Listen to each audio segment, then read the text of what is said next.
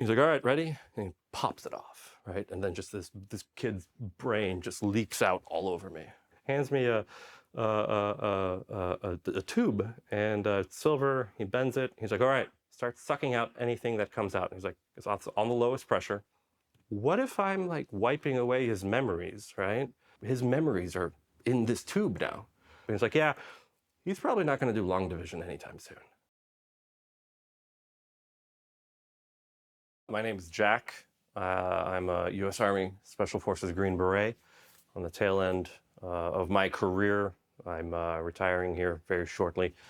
Came into the Army. There was a brief stint of ROTC from 2000 to 2003, and then enlisted as a private in 2006. And so now I'm a Special Forces Warrant Officer. You know, it's taken me a minute to get used to and understand the gravity of my childhood and where I came from. So I'm a political refugee out of Poland originally. And I like to joke, my first operational act was when I was 3 months old, because my dad co-founded the most successful anti-communist revolution in history, the Solidarity movement. His friend was Lech Wałęsa, who eventually became the president of Poland, the first president of Poland. And so when he was arrested, my mom was 6 months pregnant. I'm born. My mom's telling me this story now where she's got propaganda paperwork all on the table, and she hears boot jacks coming up the apartment, right? So these thick leather boots coming up this 4-story apartment. Everything's concrete, so it's echoing. She knows they're coming for her at the top of the apartment. And so she's got these paperwork. She knows they're going to raid the apartment. So she grabs the paperwork. She's holding me. I'm in a diaper, and she's like, she shoves them in my diaper, and she's like, please don't pee on this stuff, because it's got names, it's got like, you know, rallies and agendas. The door gets kicked in, she tells me, and you know, they're ripping off the, you know, they're going through the cabinets, they're, you know, throwing everything down, they're ripping up the cushions, everything else, and she's just holding there, like swaddling me. I'd be like, oh, they're not, hopefully they don't take the kid. So that was my first operational act in the Solidarity movement, was hiding and being the mule for propaganda paperwork. And so, I mean, it's great. My dad didn't actually get to see me until I was a couple months old. Like he said, there was like a Lion King moment where he's like, this is my son. And the prisoners, all the Solidarity prisoners kind of like erupted in cheers because they were happy to know that there was going to be a generation moving forward. I actually have like a birth certificate from that prison, because when they heard that my mom was going in labor, a runner ran. They're like, hey, Leszek's wife is giving birth to a son. So they ripped off some bed sheets, and they like did prison tattoos on it, and it's this big Polish Solidarity flag on it, and it's got my name and everything on it. So that's at home. So that's actually pretty cool. But because my dad was, you know, the number 3 guy for he was the chairman for the Solidarity Revolution. The Polish communists at the time, they knew he was going to be a political problem, right? And so they're like, well, we can trade you out to the Soviets. And the Soviets have one solution, which is to kill you, or you can stay in jail for the rest of your life. And so my mom had just filed for refugee status to the States. The Reagan administration were like, yeah, we'll take this guy. Like, of course we're going to take this guy. So we got expedited. I was maybe a year and a half old. Came to the States. Then I think within about a year or two, there's actually a video of this. My dad's briefing the Democratic National Convention. He's got a huge mustache, you know, this is of the 80s, right? And I don't know how he learned English so fast, right? It's kind of a super skill of his, but he was briefing the entire committee, and he's like, yeah, he's kind of talking like Borat. And he's like, yes, you have to support Solidarity, and because it is a fight against communism. And he's going on through it, and I'm just like, you know, I found this archival footage a couple years ago, and I'm looking, I'm like, that's my dad. That continues today in the struggle of Polish society offers peaceful possibilities for democratic change in Eastern Europe. Such change will extend human rights and democracy, establish a safer and more secure Europe, and thus a more secure America. And this is in America's interest. Thank you very much. That's my legacy, right? It's kind of insane to dig through all that, right? And so that was my upbringing, right? Like, political refugee, first operational act, 3 months old, and then to live in this legacy in this not a shadow of my dad, right? Of like trying to literally fight the situation. He starts working for General Motors. Parents get a divorce. Texas, Michigan, Tennessee, North Carolina, Texas, or Tennessee, back and forth. Ended up at about 10 years old, really coming to terms with like, hey, like I'm not enjoying where I'm at, right? Like I was the high stress of reality, right? I'm not going to sugarcoat it, right? So very negative situation with my mom, who was going through, depression, right? She had just left all her family behind for her family, and then to come to the States, and all of a sudden she's divorced, right? So she's a cleaning lady in North Carolina, having very difficult times with that. And then my dad's trying to provide for the family in a foreign country, right? Working for General Motors, he's going through the ranks. He's doing great. His focus was, to do the right thing for the family, which is provide, right? There was a lot of frustration and neglect with that, though, because I was stuck in the middle as a kid, right? These people were trying to do the right thing, but myself and my sister were in the middle as like, ping pong balls or like a pinball machine. And so I turned to my parents. I'm like, hey, like neither of you can literally take care of me right now. I'm about 10 years old. I was like, can you guys just send me to boarding school, right? Like at least in boarding school, I'll be okay. Send me somewhere else. And so I go to boarding school, and I really quickly realized that even in boarding school, like it was a Christian academy, but like there's so much hypocrisy going on there too. And so I found myself, I was, this part's the hard part. Like both parents were so engrossed in like surviving that they pretty much forgot to send me to boarding school with clothes other than like what I was wearing. And I had to actually steal clothes out of the dryer just to have the right polo. Like I'd steal it from other kids, right? To have the right polo to go to school because my parents weren't paying attention. And so that formed me in a real dramatic way, to the point where about a year later, I'm standing in the middle of the football field, right? It's midnight. I'm standing there, and like it's a Christian school, and I'm trying to do the religious thing, and I'm like, religion is bullshit at this point. The hypocrisy is blowing my mind, right? I go to a teacher, and I'm like, hey, like I'm hungry, because they're like, well, you need to pay to go eat at the cafeteria, and I'm just like, yeah, but my parents aren't paying. And they're like, well, you can work as a dishwasher, make your money to work at a cafeteria, and I'm just like, I don't think this is making sense to me right now. And so as a 10-year-old, I'm standing in the soccer or the football field. Midnight, I'm looking up, I look at God, I'm like, hey God, like I'm giving up on you, right? Religion's over for me. The hypocrisy is through the roof. I'm going to do my own thing from here on out. Kind of wrap your head around the situation. 10-year-old yelling at God saying, I'm done with you, all right? Like for the past 10 years, I've been trying to do it your way and it's not working. Parents, they're collapsing under their own pressures. This Christian academy is collapsing under its own hypocrisy. So I declared my independence from God at that point. But I left him an open door. I was like, hey, if you ever need me, let me know. Put me in the situation, and I will learn and try to do like a free agent. Right? I'll be a free agent to you, because I'm not going to give up on me. I'm going to give up on you, because I don't understand your plan, and I don't buy off on it. And so I'm walking back to the dorms, and this was the 1991 and maybe 92. And this was when payphones were still around. And the only way these international kids would get a phone call was to the payphone. Payphones were right outside the boys' dorm. And so the policy was, if you ever heard the payphone ring, you had to go grab the phone, ask who was calling, and then go find the kid in the boys' dorm.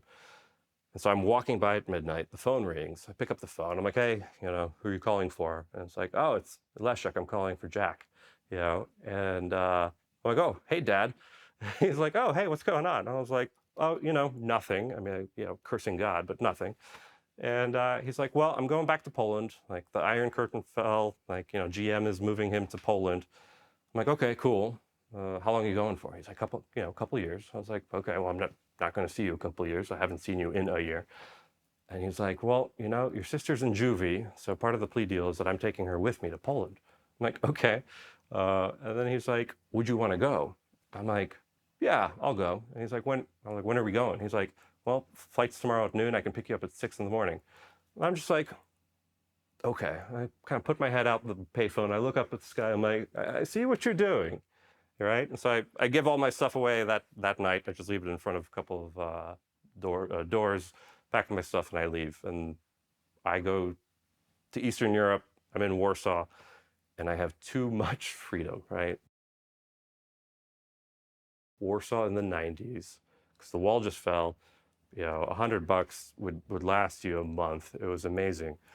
And then I'm still with my dad, but my dad is so focused on, setting up, General Motors' sub-branches in Eastern Europe that I have complete unlimited freedoms, right? And like it'd be to the point where like on a Friday, I'd ask my dad, I was like, hey, like, can I have $100? I'm just gonna go party in Warsaw.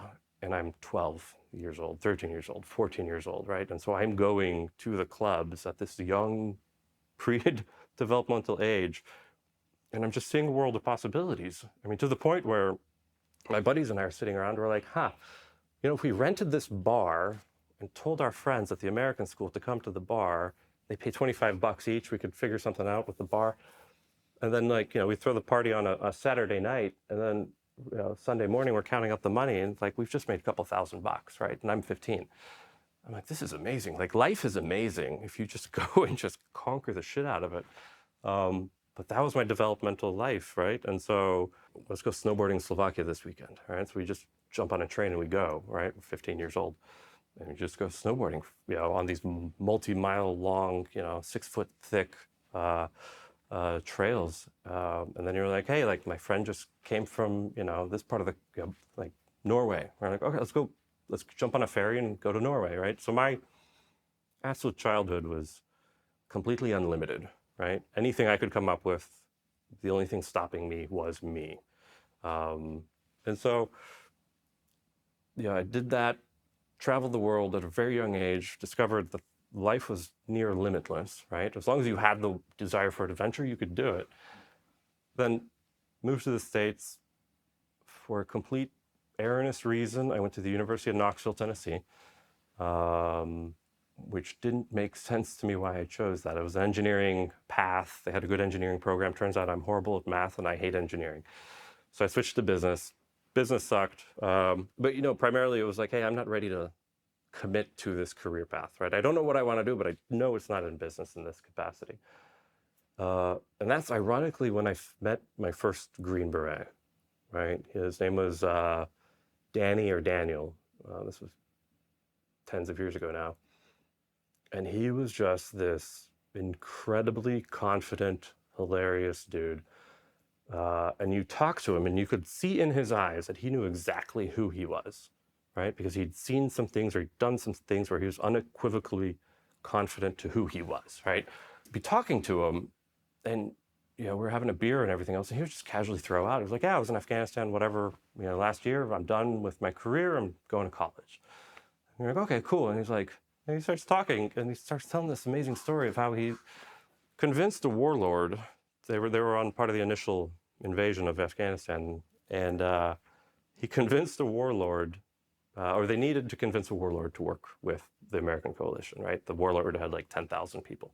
This Green Beret team, SFODA, was there, and they're like, okay, how do we convince him to give us his dudes to fight the Taliban? And so they found out that the warlord's son was going from one village to another.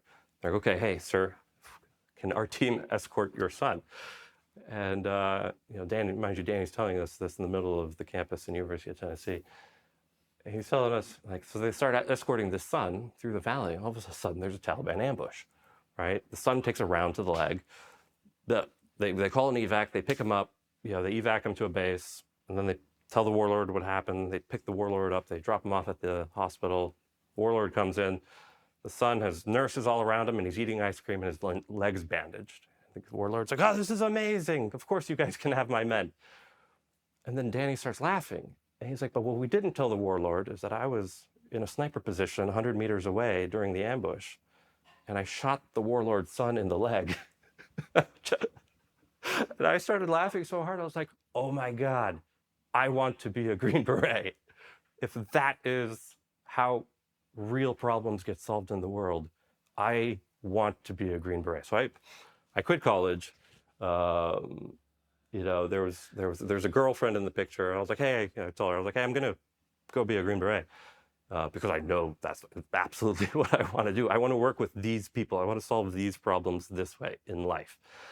And she's like, well, if you go, we're gonna break up, and I can't handle it. And I'm like, okay, for love, I'll stay. And so moved to DC. I become a bartender in DC. And in that transition, we break up, right? So I'm a bartender in DC now. I'm a couple years older. And I'm bartending, and I'm starting to meet great people, really interesting place, DC. If you get a drink in anyone in DC, they will always have a story to tell you, even if you don't want to hear it. But this guy shows up. He's clean shaven, and we just closed, but he's like, there's something gravitational about him. I'm like, hey, sit at my bar, we'll get you a drink. He's like, I want a steak and I want a bottle of wine. I'm like, okay, steak and bottle of wine. And we start talking, we become friends. Don't know much about him, but he disappears. And then about 6 months later, I'm still bartending, and I'm right at this point considering career life. I'm trying to figure out what I want to do as a career, because I'm not going to be a bartender forever.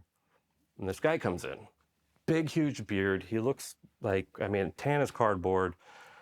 And veins are rippling. He's just angry. He just radiates anger. And I'm like, oh my God, this guy's going to be a problem at my bar. It's a high-end martini bar. And so he sits down. He's just, whoa. I'm like, hey, sir, what can I get you? He's like, the same damn steak and the same damn bottle of wine you got me 6 months ago. And I looked at him. I was like, I recognize you. And I was like, where? And I'm looking at him like, where have you been? Right? This guy's got dust literally coming off him. He's like, just got back from Afghanistan. I'm like, oh, great. Tell me a story. I love stories. Bottle of wine, steak. We're sitting, and turns out he's a colonel in Special Forces, right? He's a Green Beret. And so we start talking more and more and more. And he starts telling me stories about what he's done. And I was like, well, coincidentally enough, I want to be a Green Beret. And I've wanted to be one for a couple of years now. What do I do? And he's like, well, there's a thing called an 18 X-ray program. 18 being the MOS for Special Forces, X-ray meaning you're undesignated. He was like, you go to the recruiter and you ask for an 18 X-ray contract. I'm like, sweet. All right, so we spend the night drinking. I go to the recruiter the very next morning, 8 a.m., I walk in. And I walk in, and I'm a bartender, so I'm not sober. But I walk in, and the recruiter's sitting there, and he's just, he's got his feet up. And I'm like, hey, I go up to him. I'm like, hey, I want to be a Green Beret. And he kind of rolls his eyes. And I'm just like, what? What's wrong with my plan? This is what I want. I want this plan. And he's like, I've sent 7 people on the 18 X-ray contract. I was like, okay, how many have made it? He's like, none. I looked at him. I was like, okay, send me. I'll be your 8th. I'll make it. And he looks at me. He's like, oh, you're just a confident jackass. I was like, confident, yes. Jackass, no. This is what I want in life. And I'm not going to let a girlfriend, I'm not going to let life get in the way of this. And that was 2005-ish, right? And so, sign on the dotted line. I show up to basic training. There's 70 other 18 X-rays in our basic training corps, right? 2 platoons worth. And I'm like, okay. And everybody's confident. Everybody's, you can tell that they've got a mentality about them, that they too have chosen this route, right? This has been a choice. And basic's interesting, right? Because, if you're fresh out of high school and you're 18 and a drill sergeant's yelling at you, you don't know, your stress levels just go through the roof. But we were in the 25-year-old range to the 35-year-old range. There was a guy that looked like the Marlboro Man on an 18 X-ray contract. This guy was confident. And the drill sergeant yells at you and you're just like, why are you yelling at me? You could just talk to me like a human, right? And so even the drill sergeants had difficulty working with these 18 X-rays, right? Because we just had a different mentality than, just a regular infantry guy. We're like, no, we've traveled the world, we've done some things, we've chosen to be here, and we want to be Green Berets. That's what the echo of those 70 or 70 18 X-rays were saying.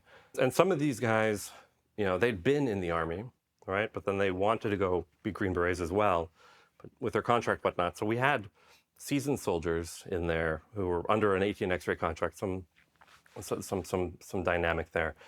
And so we were seasoned soldiers, we were seasoned humans, we were aggressive, optimistic, and intelligent, right? And but basic training is interesting because, and this is what I've learned throughout my entire military career, is you will be put in situations that you have never been put in before, right? I didn't hear this speech till near the tail end of my career, and I wish I'd heard it at the graduation of being a Green Beret, which came a few years later.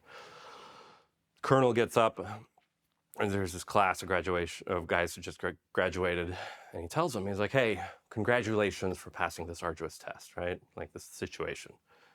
You've been deemed intelligent enough, creative enough, capable enough to do what the Army is going to set you out to do. But, and the colonel's talking, and he's like, but you're going to go out into situations that you've never been in before. The Army is going to ask you to do things within your capability, and then you are going to be sometimes put in situations beyond your capability. And that's okay. And you're going to improvise, and you're going to come up with a lot of great solutions, but sometimes you're not going to come up with great solutions. And that's going to be the hard part for the rest of your career, is not ruminating in those problems, right? And knowing, though, that you showed up, no one else showed up, you did the best you can, and when you succeed, celebrate it, and when you fail, give yourself the grace to forgive yourself about it. And then tell people why it went wrong so that their learning process can be less painful, right? And I wish I'd heard that speech in basic. I mean, it would have straightened a lot of things out that were very painful throughout my career earlier. But so you're in basic, you can imagine just 40 dudes all across America. Some guys have to literally be convinced to take showers more than once a week. Other guys, have never been under so much stress or yelled at before. And so you start seeing the human aspect of these guys. And you also start having to adopt yourself. Anybody that's been in the military is going to remember, just it's military humor, right? Something terrible happens, but you have to make a joke about it, right? Because that joke is a shield to what happened, right? And that joke is actually the first shield in many that prevents you from having to feel those feelings. Because during game day, you know, whether it's baseball or basketball, whatever, you don't ask that person what they're feeling or what they're thinking because they have a job to do, right? And so within first couple days of basic training, people start breaking under the pressure because there are things that they've never dealt with in their past. And for example, we had this one guy, he was a black belt in karate, and the stress level got to him so bad, we had to call it karate patrol, because anybody that was on night guard duty knew that within 2 hours of this guy going to sleep, he would wake up in a terror and start karate kicking the shit out of anybody or anything around him. And the first couple of times it happened, like the night guard would run up to him like, "Hey man, is everything all right?" Bah! Karate kick. This guy would get laid out, and then the karate guy would go back to sleep and not remember any of it, right? And so we knew for a fact that within 2 hours of you fall in love with everybody there because you're having the same stress and the same success. And so you're like, okay, night guard duty. Who's at the 2 hour mark for this guy? Okay, literally hold a mattress when he wakes up and he starts like kicking stuff. You just mattress him up, let him fight it out, and he'll go back to bed. Like you just accept him. He's like, nope, he's in our platoon. We love him. That's his ailment or frustration. When he's under too much stress, we're gonna be okay. And then one night, and I remember this, I had just gone to sleep. You're starting to fade out because you're exhausted. You're doing like 1,000 push-ups a day. It's this infantry AI and or AIT. All of a sudden you hear boom, ah, and I'm just like, and you kind of like wake up and you're like, what was that? That was weird, right? And karate guy had finally reached a breaking point in his stress thresholds where he had jumped out of bed, ran across barefoot, jumped out the window, landed, broke both his legs, right? And the MPs show up because they thought somebody threw him out the window, right? Ambulance shows up, MPs show up, everybody's standing, parade rest, like getting interviewed, sworn statements. And they finally realized, no, this guy literally jumped out the window. And the next morning, drill sergeants line us up, and they're like, all right, we're not going to talk about Leno, and okay, pack up, 30 minutes, we're going to the range. And everybody's like, Leno? And they're like, yeah, low altitude, no open. And we're just like, because the contrast is that hey-ho, high altitude, high open is the parachute jump that you do, and you can infill from like 100 miles away. The drill sergeants immediately were like, oh yeah, that's screwed up. We're going to call him Leno, low altitude, no open. And that was our first injection of like high stress shielding to a traumatic event. And we adopted it because we had to, right? This was, '06, the height of the war in Iraq and Afghanistan. Iran was on the table, right? And so you don't tell a bunch of infantry guys who want to be Green Berets, hey, like that was screwed up. And it turns out, we visited him at the hospital. We visited Leno at the hospital. And we were talking to him, and he was like, he was happy. We're like, why are you happy? Both your legs are broken. Your SF career is over, and you're getting med boarded out of the Army. And he was like, yeah, but like I just realized, because he just met with a therapist, he's like, I get to offload this trauma. We're like, what trauma? And he's like, well, when I was a kid, I didn't realize that, he was like 5 years old, and he and his brother were in a situation. His brother was like a gay kid in the neighborhood. He and his brother got somehow kidnapped by the local, assholes in town. And through just, the trauma of life, this is where life gets hard. They took him to a warehouse, and they actually beat the shit out of the brother and killed him for being gay. And Leno's only action for the rest of his life was to run out of the warehouse and jump through a window. And then he became black belt in karate, so that would never happen to him again, right? And at that very moment, you're just like, oh, fuck, like life is about to get really real, right? When you can talk to a person and say, yeah, this was my hyper-traumatic event, and I jumped out of a window, and this is how it goes back to life. And you're like, okay, like what? And I had like a moment of like, okay, I'm like buckling myself in, because I think this Green Beret life is going to be absolutely wild. Super highs, super lows, beautiful moments in the middle. And I was like, all right, let's buckle up. Like, let's figure out where this Green Beret route goes. And so by the end of it, I mean, we had 70 x-rays in basic. I think basic was over. We had 50 left over. Went to airborne school. We had 30 left over, right? And you're with these guys, so you genuinely love these guys, right? Because you know them, you've seen them in their strengths and their weaknesses. And you're like, okay, I really like this guy. That guy's a jackass because of these reasons. But like, you're sharing MREs, you're getting rained on. Like, it's mutual stress, mutual love, like in the ultimate brotherly way. And so by the end of the Q course, like there's only 7 of us, right? And so we graduate out of a pool of 70. And those guys, I still keep in contact with some of them. Great lives, ambitious, wonderful humans. And 7 of us are at the end of it, and we just shake hands. We're like, hey, we somehow made it. And that was also when life started, right? And so, having done this job for nearly 20 years now, people still ask me, like when I was going to Oxford, I just graduated. They're like, what do you do? I was like, well, I'm a Special Forces Green Beret Warrant Officer. And they're like, we have no idea what that means. And I'm just like, okay, trying to parlance this down into civilian speak. I was like, I'm a military advisor, just like Mackenzie and whatnot, right? Like, I go behind enemy lines and I advise troops, or I advise things, or I go to places that are never going to make the news, and we figure something out before it makes the news.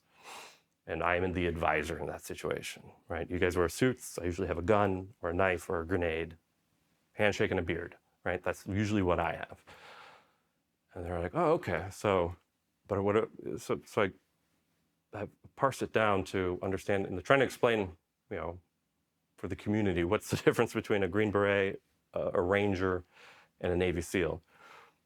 I think this is the only time it ever happens in training, right? Where Rangers and Green Berets and Navy SEALs actually get together in training, and it's in the Special Forces medical course, right? All the corpsmen and the Ranger medics, we all do the same course together, right? The Green Berets do an extended, 6 more months, but for a moment in time, all special operations guys are together. So you get to know the Rangers and their culture, you get to know the SEALs and their culture, and this was 2006. there's a reason Navy SEALs make movies, right?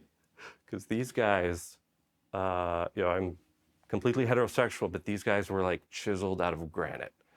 They had phenomenal charisma. Like, there's a reason they are depicted how they are, because that's how they are. And then you had just a bunch of Green Berets in the middle. And so we're watching the dynamics, and I'm you're studying for 12 hours a day, medical books. You're trying to get like all 4 years of med school into a year, right? That's like the Army policy, right? Because as a Special Forces medic, you can do amputations, you can do surgeries, you can do preventative med, you can prescribe narcotics and antibiotics, and then you have a veterinarian clinic, so all things that are theoretically possible if you jump behind enemy lines and you are the only medical provider for 100 miles, right? Any one of those scenarios, you learn very stringently and you become very capable. It's actually amazing how they do it. And so I'm sitting around in this, this big room. You got Rangers over here, you got SEALs over there, and I'm just like, just eating lunch, trying to cram all this information in. And the Rangers come in and they start flipping tables, and they're so angry. They're just pissed off. They're dripping sweat. They're like, "Oh, what happened?" And the guy's like, "The Navy SEALs stole our Ranger log." And you're like, "What's a Ranger log?" You're like, "Oh, that big telephone pole you guys carry around?" Right? We never paid much attention to it, but the Rangers in that course, they carry a huge telephone pole. This thing probably weighs like 1,000 pounds. And anytime a Ranger graduates the medic course, they get to carve their name into it, right? So it's this historic piece of legacy. You're like, "Oh, that sucks. What are you going to do? How are you going to get your Ranger log back?" And the Ranger's flipping out. He's like, "I don't know. The Navy SEALs won't give it back." And you're just like, so I'm looking at him. I'm like, okay, well, you see the Navy SEALs when they leave to lunch, they go work out, whatever. They're three a day workout, but they leave their hats on the table, right? So you can tell it's a Navy SEAL when you have Navy's or SEALs are part of the Navy. They have these hats, but the Navy's SEALs would starch them, right? So they would almost look like a crown. Right? And so in order to not get messy, they would leave them in the classroom. I said to the Ranger, I was like, "I bet if you took their hats, they would give you your Ranger log back." And the Ranger's like, "Why would I take their hats?" I was like, "As ransom." And he's like, "Okay." He's like, "But won't I get in trouble?" I was like, "Trust me, you're already in trouble because your Ranger cadre is smoking you morning, lunch, and dinner because your Ranger log is gone. You've already crossed that threshold." And so he's like, "Okay." So he goes, he steals the hats. He runs them up to his barracks. And then the Navy SEALs come back after lunch, and they're like, "Where's our hats?" And they start flipping tables. And I'm just sitting there, I'm like, "Oh, this is hilarious."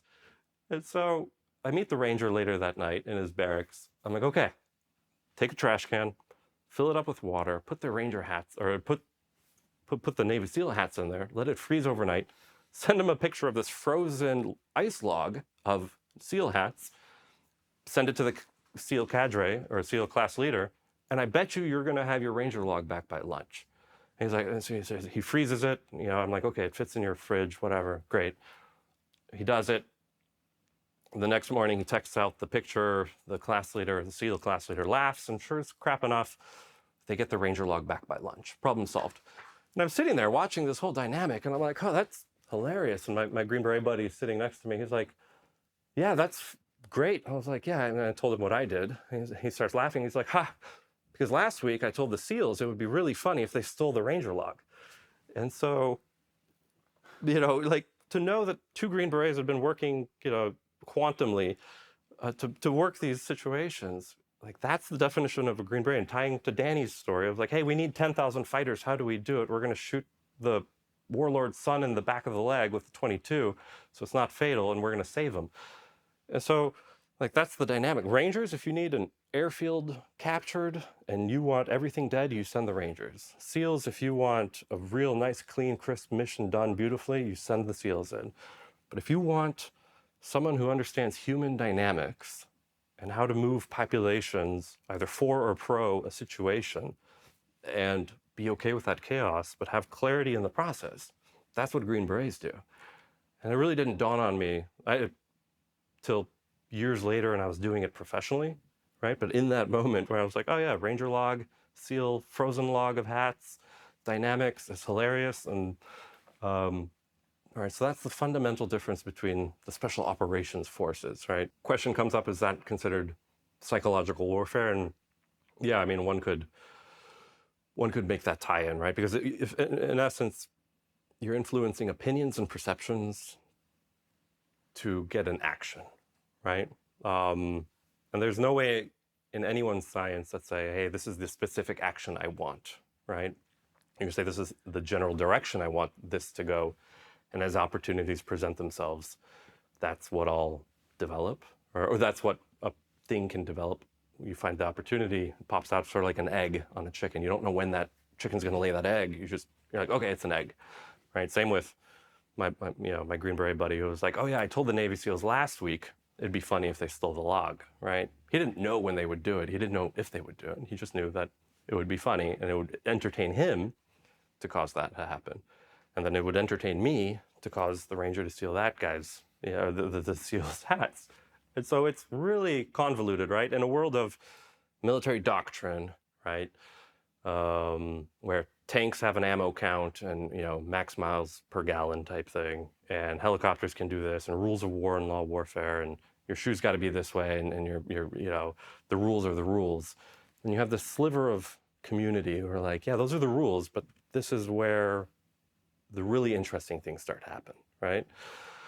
Like, that's where Green Berets live, right? They live in the human domain. We call it the human domain because it is chaotic, messy, and it's really hard to explain, right? A great example being the Montagnards in Vietnam. Green Berets would go in, two or three Green Berets would go into a valley in Vietnam. They would work with the local resistance, the Montagnards, teach them how to fight, teach them how to protect their land from the North Vietnamese as they're coming through. And they were so effective that entire battalions of North Vietnamese would just bypass those valleys, right, and fight conventionally in this area. And then bombers would come in and destroy all this. And then the Green Berets would come out. They'd have huge beards. They'd have necklaces of like Montagnard jewelry. And then the generals would look at these Green Berets and be like, oh, that guy doesn't have his shoes shined. Who does he think he is? He's not military. He's not disciplined. Completely misidentifying the fact that these guys went in and diverted an entire battalion of Viet Cong. And so there has to be a degree of respect and understanding where you're like, oh, this is what Green Berets do, and this is how the traditional military does its job also. They can work symbiotically, beautifully, but you don't want that friction, right? Because there's a place, time and place for both versions. All right, so I check into my first unit, 110 out in Germany. And as I'm literally signing in, the ink's not even dry yet. They're like, hey, you're a new guy, right? I'm like, yeah. They're like, okay. Yeah, and I'm wearing my Green Beret. I'm all proud. 18. I'm a Special Forces medic. I'm completely ready to do medicine and do the special operations thing that I've trained for years to do. And they're like, okay, you're on funeral detail tomorrow. I'm like, oh, okay. What am I doing? They're like, you're going to be part of the 21 gun salute. I'm like, oh, okay. So the next day I show up, 21 gun salute. And that's when reality started to hit me, right? In more ways than Leno ever had. Because that guy that died, Vance, Chief Vance, he'd spent an entire career in special operations, and then he died on an op. And so I'm sitting there and I'm, going, ready, aim, fire, ready, aim, fire, ready, aim, fire, but you can't stop the thoughts of like, I just signed in and now I'm seeing, I just signed in. And so now I'm seeing, the result of guys dying, right? Reality has become even more apparent. And, I'm like, I got a wife, I want to have family, but at the same time, I really want to dig into this special operations world, right? And I started meeting phenomenal people doing phenomenal things, but at the same time, when you're doing, the funeral details or you're going to a funeral, like every other few months, right? And then you see the families that are like, oh yeah, dad's dead, husband's dead, situation was very difficult. You're just like, oh, like war's getting real, right? First deployment to Afghanistan, mission ends early, but I didn't get to do any medicine. And I was just like, I want to be useful, right? I've spent Ricky Bobby, I want to do something with my hands, right? Like I want to get in there. And so, I was like, hey, I get the missions over. Can I stay and work at in Bagram at the hospital there, right? Get my medical skills on par. And they're like, yeah, cool. Like, appreciate your initiative. Go do it. And so I'm like, okay. And this is like a groundbreaking experience for that month that shaped who I would be for the rest of my life, right? And so I go through the administrator, like, oh yeah, we'd love to have a Army Special Forces Green Beret medic, right, helping, because the doctors are overwhelmed. You can help in surgery, you can help, in the evac care. Like if we get you on a hospital, if we get you on a helicopter, you go pick up the patient, whatever you want to do, the hospital's your oyster kind of thing. I'm like, sweet, this is what I signed up to do, right? Help and go to dangerous places that other people can or can't go to. Like, let me be useful, right? But I show up to the charge nurse, right? I mean, I got a big beard, I got all my gear, I put my guns to the side and everything else. And I show up to the charge nurse, and she's a hard ass. I'm like, hey, I'm an SF medic, admin just cleared me. I'm gonna work for you for a month. She looks at me and she's like, what do you want to do? I was like, well, I'd love to do surgeries and help there in that department. And she's like, yeah, but you're just an SF medic. And I was like, is that a bad thing? Because it's an Air Force base, right? It's an Air Force hospital. And she's like, go work in ICU, right? And I'm like, okay, the recovery area, right? Bed sheets and IVs and bedpans. I'm just like thinking, I'm like, well, maybe this is just my way of working up into, usefulness. And then she's going to let me do surgery, be in surgery wards next week. And so I accept the job, I accept the situation, and I start walking the halls. I start changing bed sheets. I start taking care of patients. I start, bedpans and IV fluids, right? I just want to be useful at this point. Even though I've spent, I think the Army on average, it's like $1 million per Green Beret. It's like something insane, right? So here I am changing bed sheets in Bagram. And I show up the next day and I'm walking through the ward and I see this guy and he's handcuffed to the bed. He's an Afghan. He's covered in bandages, head to toe. And I'm like, oh, that sounds interesting. That looks interesting. I want to go see what this story is. So I go up to him, right? There's an MP standing right next to him. I'm like, I turn to one of the nurses and I'm like, hey, who's this guy? She's like, oh, he's a Taliban. I'm like, oh. I was like, he's an actual Taliban. Like, this is, like, I've been in this country for months now. Like, this is a Taliban, right? And he's just handcuffed and bandaged. I'm like, I've never talked to a Taliban before, right? Like, I want to know who this guy is, right? Kind of ties into like my old bartending days where I would get to know the person behind the drink.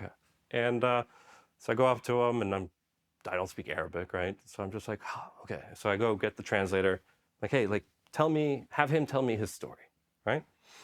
And so, the guy doesn't tell me anything the first day.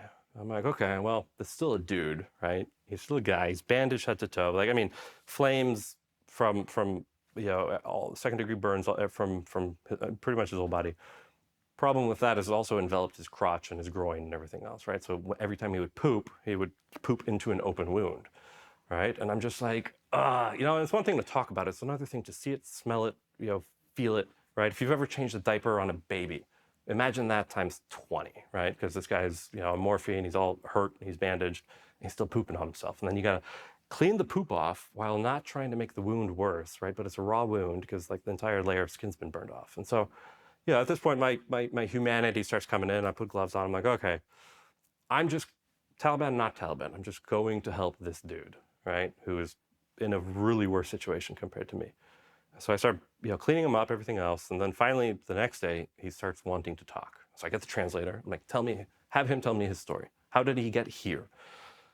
And he starts telling me the story. He's like, yeah, like my wife was really sick, right? He's in a village in a valley somewhere else, Afghanistan. He's like, my wife was really sick and I couldn't get the medicine, right? He's like, I went to the coalition. They didn't understand because they weren't patrolling my village. So they wouldn't give me any medicine. They give me vitamins. And you're like, okay. Then he tries to buy the medicine on the open market. He doesn't have enough money, right? So the Taliban get his situation, and the Taliban, we can have a whole different conversation about that, but they exploit his vulnerability. They're like, hey, if you put IEDs in the ground, we will pay you so you can then buy the medicine, help your wife. And he's like, no, I don't want to work for the Taliban. They're like, okay. How about you just drive the motorcycle? We'll get some other guy to jump out, put the IEDs in. And the guy's like, okay. His wife's getting sick, so he's like, horrible situation. He's like, okay, I'll drive the motorcycle. The guy will get out. He'll put the IEDs in. and then I'll get the medicine for my wife. And so they're doing it, putting the IEDs in. 2 Apaches come over the ridgeline because there's an American patrol coming through, and they just simply destroy these guys on a motorcycle, right? He's telling me the story how one minute he's driving, next minute he's big whooshing sounds, and the guy behind him just vaporizes off his back. And then the next round comes in and hits the gas tank and explodes and burns him, ankle to head. The patrol comes by, extinguishes him, sends him to Bagram, right? Civilian casualty. And so I'm sitting there and I'm like looking at this guy telling me the story, and he looks like he's telling me the truth. And I feel like he's telling me the truth. And then I'm like, no, he's Taliban. He's just trying to get into my emotions, right? He's trying to manipulate me. Can't trust him. This guy's the, God blessed enemy. Great story, dude. I appreciate you teaching me not to trust you, right? And so I let it go. I bandage him up. I clean him up. Still treat him like a human. And about 2 days later, there's this big burly dude, huge beard, right? Dressed up in gear, or in Afghan gear. And it turns out he's the village elder, right? I'm like, oh, you're the village elder to this guy? He's like, yeah. I'm like, so I don't let them talk. I grab the translator. I'm like, have him tell me his story. Why is he in this bed? And the village elder, like, wise beyond his years. He's like, well, he's in a very difficult situation because his wife was sick. He took a job from the Taliban, and then he got, shot off his motorcycle, caught fire, and that's why he's here. I'm like, oh, this guy might have been telling me the truth the whole time, right? Like, start seeing the humanity aspect of it. And then the village elder, he's like, yeah, but the village elder's telling me, he's like, yeah, but the situation's worse now. I'm like, what? And so the village elder goes to the guy. He's not handcuffed anymore, but he's bandaged. He's healing. He's getting better, right? His wounds are starting to heal over. Everything we're doing for him is working. And the elder turns to him. And he's like, hey, man, like, bad news. Like, your wife died. And then this guy, you could just feel, even though he was alive in the bed, you could just feel as if his soul just disappeared, right? And he said something beautiful, paraphrasing. So he said it in Afghan, or Pashto or Dari, I'm not sure, but I grabbed the translator. I was like, what did he say? All right, what did this man say on this horrible moment of his life right now? And he said, the rough translation is that a bird without a voice cannot sing. And I was like, oh, like his wife was his voice, right? And like you can't separate the two, right? And so I finished my shift. I show up the next day and the bed's empty. I turn to the charge nurse. I'm like, what happened to our Taliban guy, who's not a Taliban, right? He's just a guy that was in a real crap situation. She's like, oh, he died last night. And I'm just like, mind you, I've spent years training to kill the people that are Taliban, right? The bad guys. But then to realize that this guy was just a human, it was both a gift and a very difficult transition, right? Because as a special forces medic who's working in the hospital, you're being exposed to certain things that other people in combat don't, right? So, you shoot somebody, you drop a bomb on them, you're on kill cam, however that happens, that's usually the end of it, right? You can still believe that person was the enemy and everything, whether they were or they weren't, right? They're dead. The medic comes in on the back end of that. And if the person survives, now all of a sudden you get to see the humanity of who they are without a gun, who they are without a weapon, who they are without hate, who they are when they're completely vulnerable. And so the medic kind of has this duality, and I was experiencing that. And so that shifted my perspective on not only war, but like working with people, right? And like tying it back to the Rangers and the SEALs flipping tables and sitting there and like, yeah, we work with people, right? Because that's what you're doing. But like, that was amusing when I was in class. But now that I'm in the real world and I'm seeing it for the real, the reality of the situation where it's like, oh, war is messy. War is emotional. War is unfair, unjust. It's one-sided.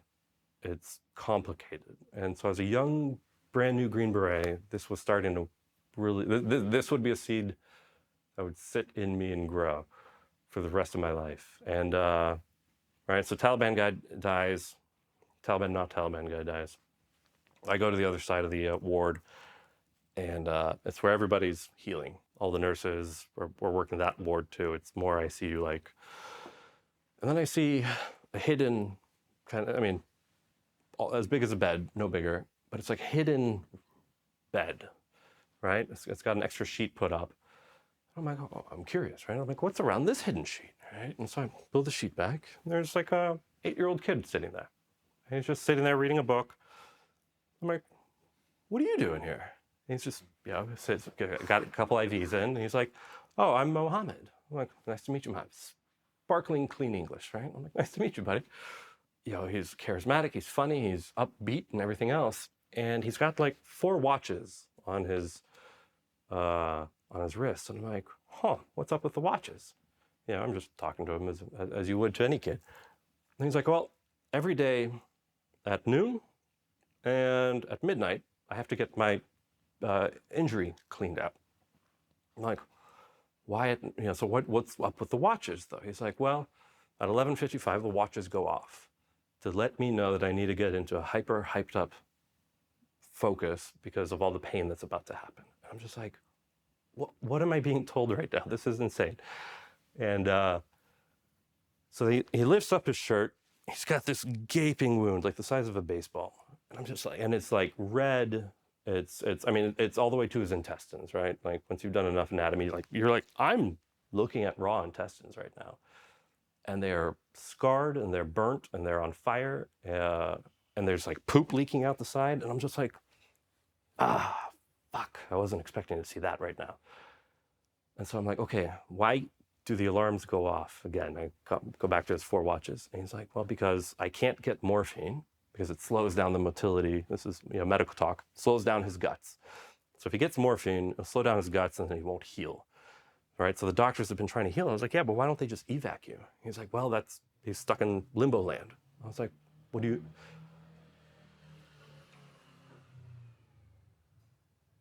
Yeah, so he's stuck in this, he's explaining, he's like, I'm stuck in this administrative limbo land, right? He's like, my buddies and I, this was like 9 months ago, his friends and, he and his friends were kicking around a soccer ball in the middle of the street, as all Afghan kids do. A patrol, a NATO patrol, not American, I won't rat them out, came by and they wanted the kids out of the way. So for the right intentions, but the wrong action, the gunner shoots a flare, right, to like get the kids to clear out, right? Everybody was terrified of IEDs and everything else, and you can't stop patrols, so there's horrible stories of like kids getting run over on patrols, right? So the gunner was trying to do the right thing, and he shot a flare. It hits a tree, it bounces off, and it hits Mohammed in the stomach, right? And it starts, flares burn at like, 2,000, 4,000 degrees, right? Like, and if you've never smelled burnt flesh, it smells like bacon, but there's some other component in there. And I don't know what it is, but I think it's just like the sheer terror of somebody screaming, right? So it's like burns are horrible, right? So Mohammed lifts up his shirt and he's showing me this thing that has been trying to heal for 9 months. And so I'm like, yeah, but why aren't you in Landstuhl? Why aren't you in like, Alexandria in Egypt? Like, why aren't you in the UAE? He was like, well, because when he got evac'd, right, he said he used to be bigger, used to be deeper, because his injury wasn't caused by an American type unit. America didn't own him as an injury, right? But the American doctors at Bagram knew that if they gave him to the Afghan hospital, this kid would be dead in a week, right? And then they were trying to work some backdoor drug deal with the Egyptians to try to get this kid transferred to their hospital, and politics, right? And so for every day for the past 9 months, the American Air Force doctors would come over, right, off shift, clean his wound out as best they can. This was, 2000, this would have been 2010. So pre-Zoom, pre-everybody, and like call all their network of friends in the States and be like, how do we treat an intestinal wound where we have to, because if we don't, we know he's gonna die. So he was in a hidden room being treated by these amazing doctors who were doing 100 surgeries a day anyway, and they were all taking time to treat him. And so as I'm sitting there, contemplating this as like a kid who may be dead in a week, who may not be dead. So I'm sorry, it's frustrating because you're trying not to load this into your memory banks, right? You're trying to wipe it out because it's too much. But at the same time, if you don't remember it, then you're doing the memory a disservice. You're doing him a disservice, right? The Taliban guy, Taliban, not Taliban, Mohammed, little kid behind the curtain. And so, like, especially as a medic, right? Because you're there and like all of a sudden you're like, I want to do good. And you're like, and I can't do anything here. This kid deserves to live a good life, the best he can, but due to situations beyond my control, like these hands are useless, right? And so you start, every SF medic will have this moment where they're like, yeah, I wish I could have saved this guy. Like, why couldn't I have saved this guy, right? And we really don't talk about that person, right? Part of the mental journey. Like, I could have saved, I'm trained to save, but I failed to save, or I'm incapable of saving. Now you have to sit with that in that moment. And that ties back to what the colonel said that I wish I'd heard on graduation day instead of near the end of my career, is that you will be put in situations where you are trained and the only one showing up and only one capable of fixing it. And when you walk into a situation where you're not capable of fixing it, you have to find grace to forgive yourself in the situation. And so, I'm fighting the incompetence of myself in that situation, right? And so the only thing I could do, I had a brand new Santo watch issued to me by the Army, or by SF. And I'd had this thing for only a couple months. And I was like, fuck it. Set the alarm for 11:55 a.m., set the alarm for 11:55 p.m. Took off his broken watches, or his dead watches, because they'd been blaring alarms this whole time. And I put this $1,000 watch on his arm. And I was like, I wish there was more I could do. And he's like, no, this is a beautiful watch. This will keep me going. And so I turn, I'm too proud to cry at that moment. But the charge nurse, who's the complete, hard ass, who told me to change bed sheets out, I see her and she's crying and she just walks away. And I'm like, oh, okay, well, at least there's 3 humans in this crazy ass place called war. And, but SF team learns that I'm in the area. They're like, hey, we need you, medic, right? Jump on, we're gonna do like a 2-day thing. Come back when you're done. I'm like, cool, all right, cool. So I disappear. I come back 2-3 days later, big beard, put my gear down in the hospital. And a nurse comes up to me. She's like, hey, where have you been? I was like, oh, I had to go do a mission. And she's like, mission? She's like, you're an SF medic. What do you mean? I'm like, what is it? What are you guys saying? I'm an SF medic. Like it's a bad thing. I was like, yeah, I just got my gear and I jumped on, a couple MRAPs and we did a mission. And now I'm back to do medicine. And she's like, how'd you leave the base? I was like, on the MRAPs. And she's like, weren't you scared? I was like, not really. I mean, I have a gun, I have gear, and I'm surrounded by 12 absolute badasses, right? And so I'm like, I think other people should be scared, right? And she's like, wait a second. She's like, what do you do? I was like, I'm a Green Beret Special Forces medic. And she's like, you're not in the Air Force, are you? I'm like, no, I'm in the Army. And she's like, oh, and like a light clicks on. She's like, you're a bearded guy. I was like, yeah, I'm wearing a beard. Like, I have it. And she's like, and she kind of pulls me to the side. She's like, when you say SF medic in Air Force language, it means security forces. It means like you're an MP medic. She's like, we never knew you were a bearded guy. Like Air Force talk for special operations. I was like, okay, I'm a bearded guy. Can I? And she's like, oh, so she grabs the charge nurse. She's like, this guy doesn't need to be changing bed sheets and bedpans and IVs. He's a bearded medic. And she's like, oh, right. And she's like, makes sense. Introduces me finally to the ER doc, right? The ER room. And, I walk in, I'm like, oh, I'm familiar with this, right? Because in Special Forces medic course, you spend like a month or 2 in ERs, just doing and working with the amputations and just like, you're all gloved up and, you're the second guy. I mean, I still remember, down to we do OBGYN, right? Like I'm in Tampa during my rotation and I'm about to walk in, I'm about to catch my first baby, deliver my first baby, right? And so the midwife is like, hey, you ready? I'm like, yeah, I'm ready. Go in. All right, ready, push. You know, you see the crown, and I'm like, I'm gonna catch my first baby. This is amazing. And then she poops all over me.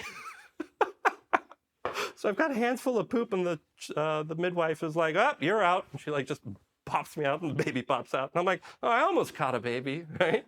So you're trained in all these amazing ways, right? And so I walk into the ER, super comfortable. I'm talking to one of the Army docs, and he's like, "Oh, you're an SF medic, right?" But when Army says SF, they mean Special Forces. I'm like, "Yeah." He's like, "Okay, cool. Meet me in 30 minutes. We're doing a brain thing for an American guy that just got shot in the head." He's like, "I'm short an assistant. Everybody else, all the other docs are doing other surgeries, right?" And you got to think, this is like, if the bed is empty, it means the war's not happening, right? So these docs will work 12, 24-hour shifts every day, all day for a year and a half. And I mean, it's insane the amount of things they see. I'm like, sweet, I'm going to do my first head surgery. I don't know what to expect. So I walk in, and patient's already on the table. Doc's already got his head. He's like drilling into where the sniper round hit this soldier. He's like, "All right, ready?" And he pops it off, right? And then just this kid's brain just leaks out all over me, right? I'm just like, "Oh, fuck, I wasn't ready for that." And then the doc starts, clipping everything out, and there's layers to the skull, and he starts clipping everything else. And this head's right here, right, to me. And I'm like, "Okay, what am I doing?" And he hands me a tube, and it's silver. He bends it. He's like, "All right, start sucking out anything that comes out." And he's like, "It's on the lowest pressure. All right, so we're not going to cause brain damage, but the bullet and the impact caved in his skull, so the damage is already there." And I'm looking at him. I'm like, what if I'm wiping away his memories, right? And so it's like a shook up Jello, right? That's what a destroyed brain looks like. And to have it on your legs, and you're just like, "Oh, I should have brought more than one uniform," right? And you're just like, okay. And so you're like, I'm putting this tube into his brain and sucking out damaged brain. And I'm just like, shh. And it's like, beep, beep, shh. I turn the doc. I'm like, what? I was like, I'm having a moral difficulty here. And he's like, "Yeah, you learn to ignore those." I'm like, okay. And, I'm sucking it out. And, I'm like, okay, but his memories are in this tube now. And the doc, because you got to imagine this doc is seeing these things every day, all the time, right? So the shield, right? The sarcastic shield pops up, and he's like, "Yeah, he's probably not going to do long division anytime soon." And I'm just like, yeah, he's probably not going to do a lot anytime soon. So, I mean, by the time this kid was, because you have to take the brain tissue out, otherwise it gets infected, especially in a difficult place to treat like the brain, right, with antibiotics. So you have to wash it out. You have to do it. We found the healthy brain portion that was there. I'm just like, for 2-3 hours, I'm contemplating this kid's life, right? And the way my brain works, curious, I want to know how this guy's life is going to be after this event. I never found out. I never looked. But I'm just trying to absorb his story without getting emotionally tied to a story, but you really can't. And so, we button him up. He goes to line school the next day. And so these patients start coming in, and, I'm working the ER. I'm getting to know the docs. I'm getting to know everybody. And then right as I'm about to leave, because it's I get a phone call, "Hey, we need you back. We got training. Next deployment's coming up. We need you back in Germany." I'm like, "Okay, I'll leave in a couple days." And I remember there was this, an all call, and helicopter comes in. We're standing on the flight pad, and they pull off a guy on a stretcher, right? Medevac comes in and pull off a guy on a stretcher, and the charge nurse, the hard ass that gave me the SF bedpan duty, she's on this kid, doing CPR. And if you're ever doing CPR in combat, the person is dead, right? That's the rule. You don't do CPR on anyone in combat because they're dead. But this charge nurse is doing CPR on this guy. That's why it stands out. And so they try to take her off the stretcher so they can get the stretcher in to the ER and get through the hospital to the ER. And she fights these people off, and she keeps doing CPR. And so they're like, so they grab both handles of the stretcher of the patient with the charge nurse on top, and they run him to the ER. They get him to the ER, and at this point I'd graduated to feet, right? So I'm at I'm able to, by the doctor's blessing, to work on feet on any trauma thing that comes in. And I don't know if it was a joke because most patients didn't come in with feet, right? But they're like, no, you're always going to start at the bottom and work up while the rest of them handle the head, the heart, the chest cavity. Okay, cool. Yeah, so we got a fun little camaraderie going, and patient comes in, drops right there in front of me on the stretcher. I'm at the feet end. Nurse is, charge nurse is still pumping CPR. Someone has to physically grab her and pick her up. And then it's like 20 doctors show up, and they like rip this hypothermia blanket off this, I think he was a Marine. He'd been in country for less than 2 weeks. Rip this blanket off him, and I'm sitting there, and I'm like, all right, I've got feet, but he's got no feet. I'm like, okay, but he's got no ankles, and he's got no thighs. I'm looking up, and I'm looking up, and I'm looking up, and I'm like, okay, that's half his testicles. That's half of a hip bone that I'm looking at. Those are intestines that are starting to slide out because they're now starting to pull out gauze after gauze after gauze. Whatever the trauma medic did on the ground is amazing. And then I'm like, okay, I see his intestine. That's his liver. I was like, that might be his diaphragm or maybe his stomach. I was like, and I'm sitting there, I'm like, huh. Like anatomy class, 400 is going through. And it's like, and then the ER tech like hits me like, hey, are you okay? I'm like, no, I don't know if I am. And he's like, yeah, your face just went white. I was like, yeah, I can feel that. He's like, how about you go take a walk around the hospital? I was like, that's what I'm going to do. And I take off, I go. He's like, the joke is like, there's no feet. You don't have to be here, right? And it's like, we're doing a shield joke now. And so this kid who'd been in country for about 2 weeks, who was literally cut off, missing half his hip, to this because there was an IED that he stepped on and like cut him like, this is him, it cut him sideways, right? So it blew up, the charge cut him sideways. So he was missing all this portion and down. He was missing his left, I think it was left elbow and down too, right? And that's just the visible wound, right? Because the all call keeps going, keeps going, keeps going. We need blood donation, blood donation, blood donation, right? So the average human has 5 to 7 liters of blood in them, right? They did the all call. By the morning, I'm off shift. I go back in and I see this guy. He's like a potato sack, right? And he's sitting in, he's all drugged up, and they're getting him ready to send him to the launch stool. I'm like, oh my God, he's alive. Because, and he's like, yeah, because they put 210 units of blood in him, right? So whatever the math is on that, 30 people's worth of blood. They would hang up the bags, run them full bore, like 6 bags at a time, and whatever IV that was still functional into this kid. And the surgeons worked for 24 hours and would trace down anything that was leaking and plug it up. Trace down anything that was leaking, plug it up. And to keep his heart pumping while he was leaking a human's worth of blood every minute, they had to just dump blood into this human. And I was like, Jesus Christ. Like, I'm looking at this potato guy. They're still mopping up blood from the surgery, right? It's like an inch of blood. And you're just like, the love that I had for those doctors at that very moment, right? Like I've suppressed a tremendous amount in my life. But to see what they were doing and to know that they were doing it day in, day out as best they could, right? They were on that speech of do the best you can and give yourself the grace, right? But then you talk to these doctors after the fact, and like some of them weren't, handling it well, or they were suppressing it so much, and you're just like, I want to give you a hug, but I think that amount of humanity might make you cry, and you might never stop crying. So we're going to stay in game mode. We're going to stay and not talk about it, not feel it. We're going to put it in this filing cabinet that is, behind a locked door. They did it day in, day out, and I realized I was doing it too.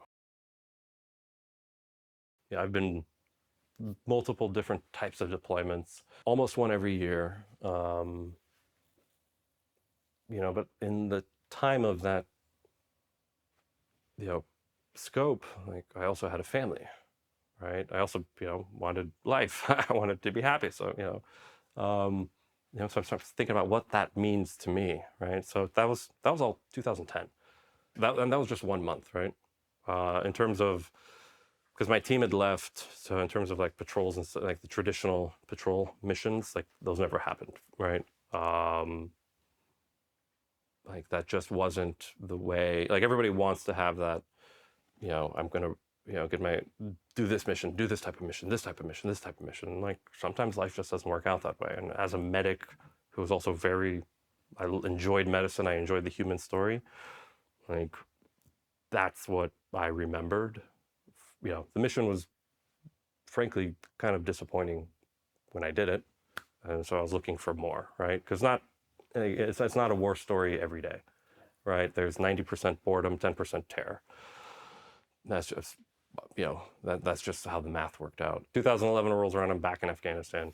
Did the operational stuff, and I'm sitting there. It's October, cold, it's humid, and if you've never been in Afghanistan, like the rains start in October, and everything's covered in mud. Like it's one of the situations where if you walk 100 meters through the mud, you're going to grow 6 inches because you're carrying around 10 pounds of mud under each foot, right? And at this point, I'd done a couple of JSETs, I'd done this mission, and I was just like, I am tired. Like I've never aged faster in a year than in that year that I've aged. And so we're trying to get to HKIA, which is another base, right? It's the SF base. And just the way we'd end up, we were in Bagram because all the helicopters were transporting. It's like Uber, right? You go up to the guy. I don't know how it works for the regular military, but we had a guy. You go up to him like, hey, I need 4 people to get to this base to do this thing, or in this time frame, and he'll Rolodex all the flights that are going in and out, and he'll tell you like, hey, in 30 minutes you got this flight, or tomorrow you're on this flight, and you'll get to wherever you need to go. We got front loaded. And so we told the guy this, we needed to go to HKIA. And he's like, okay. And so he manifests us. And I remember this, we wake up in the morning, it's cold, it's damp. Like I pour a cup of coffee, because that's all I've wanted in, weeks. Pour a hot cup of coffee. I'm looking at it and the steam's coming up. I'm like, oh, thank God, like my hands are warm. So I started like drinking it and I was just like, oh, okay, things can be better. And the guy comes up, the air coordinator. He's like, hey, 30 minutes. There's a pair of Blackhawks. They're going to fly to this base. You get off, take the Rhino bus to where you need to be, right? And I'm like holding the cup of coffee. I'm like, I don't want my coffee to go. I don't want to get blown away in rotor blades. Like I want the warmth right here. I want this comfort right here. And my buddy, he's an officer at the time, Clint. He's like, he's trying to do the right thing. He's like, hey, let's get to headquarters because I got to do some shit. He's like, he's got to brief somebody, he's got to do the thing. And I look at him and I'm like, I'm already feeling old and crusty 18 Delta medic. And I'm like, what is our other option? I turn to the guy. He's like, well, there's a pair of Chinooks tomorrow. They're going to lift up and drop you off exactly like 5 feet in front of the base where you need to go. I'm like, we're going to go with the Chinook option. I just ignore Clint, right? And Clint's like, okay, we'll go Chinooking, like, all right. So drinking the coffee, the flight takes off, whatever. We go to the flight line. We're just, if you've never been to Afghanistan, it kind of looks like Phoenix, right? So if you replaced every house in Phoenix with dirt and mud and covered it in a haze of just like burnt trash smog, the mountain range around Phoenix is almost like flying into Kabul. And so but that is everywhere. And so we're standing in Bagram and like the sun's rising, the airfield's right here, Apaches are going this way, Kiowas are going this way, medevacs are going this way. We're just kind of having like a contemplative moment, right? We're just sitting there like, so this is war, right? 2011. You're just like, We're just sitting there watching it. We're there for maybe an hour. All of a sudden you see like a flight of Blackhawks coming in, right? Like, they're coming right to us because we're right, again, next to the hospital. We don't want to go into the hospital because I remember what happened last year when I went into the hospital. So I'm like outside the hospital. Blackhawks are coming in, right? I'm on my like 3rd cup of coffee. The first one lands.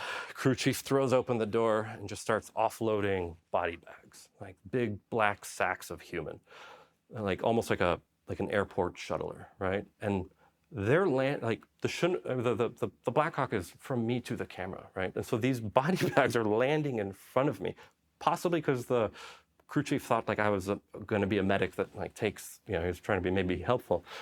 But these bodies are just landing and they're just like, if you've never heard like a slab of beef just hitting the ground, right? It's that sound, right? And somehow I can hear it over the blades and he unloads like 6 bodies, right? And takes off.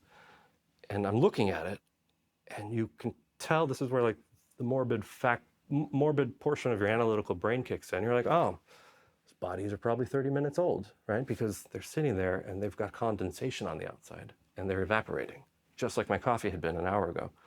I'm like, oh, fuck, like something. And then the next helicopter lands, crew chief throws on more body bags. Dun-dun, dun-dun. I'm like, turn to Clint, I was like, something bad just happened, right? So you're just drinking your coffee, he's drinking his, and we're just watching body bags line up. 3 helicopters take off. And in front of us, there's like 18 body bags. And like the helicopters fade, it's quiet again. And for like a brief moment in time, there's like no sound. And I'm just sitting there. And then like somebody from the hospital starts walking over, got a clipboard, and was like, starts just like, inventorying the body bags. I'm like, hey, what happened? He's like, oh, apparently that Rhino bus got hit with a 2,000-pound V-bed. And I'm just like, I turned to Clint and I was like, we were supposed to be on that Rhino bus. That was our option. He's like, and Clint's face is just white. And he's like, oh my God, Susie would be so pissed off right now, his wife, if she just found out that I'd just been killed. And I turned to him, I was like, it wouldn't be your problem. I'm just drinking this. I'm sitting there. I'm looking at everything in front of me, and I'm like, death has been literally dropped off to me. Like 2011 is when I should have died or could have died. And there should have been 2 more body bags right there, right? Mine and Clint's. And I'm just like, I want to celebrate this moment. I'm sad for the death of the guys and the people, the soldiers that died and the contractors, right? And you can actually Google it. I've Googled it. Rhino bus explosion 2011. Afghanistan. To know that I should have been on that, but if not for the fact that I just wanted warmth out of a cup of steaming coffee. So I looked at it, I was like, I'd seen enough death. I'd worked, as a year now, or more than a year, a couple of years as a Green Beret medic, and I was just like, life is trying to tell me something right now. Because where else, in what other equation could I have ever predicted or created or even wanted? I didn't know that this could have been even a thing, that your death is being delivered to you, to your foot. We could have been somewhere else. We could have been doing anything else, but like we chose to stay on that airfield.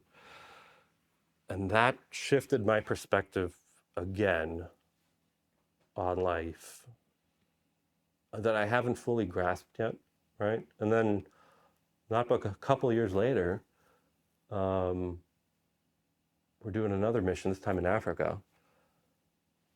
And we're tracking Al-Shabaab. The weather's warmer in Africa. A couple 100 miles away, they'd raided a depot and stolen some explosives, right? And we were chasing Shabaab. And there's just these shadowy people, right? And we're like, okay, we know that happened, whatever else. And we're just like, enjoying life in Africa, getting to know the locals and everything. We're just, integrating with them.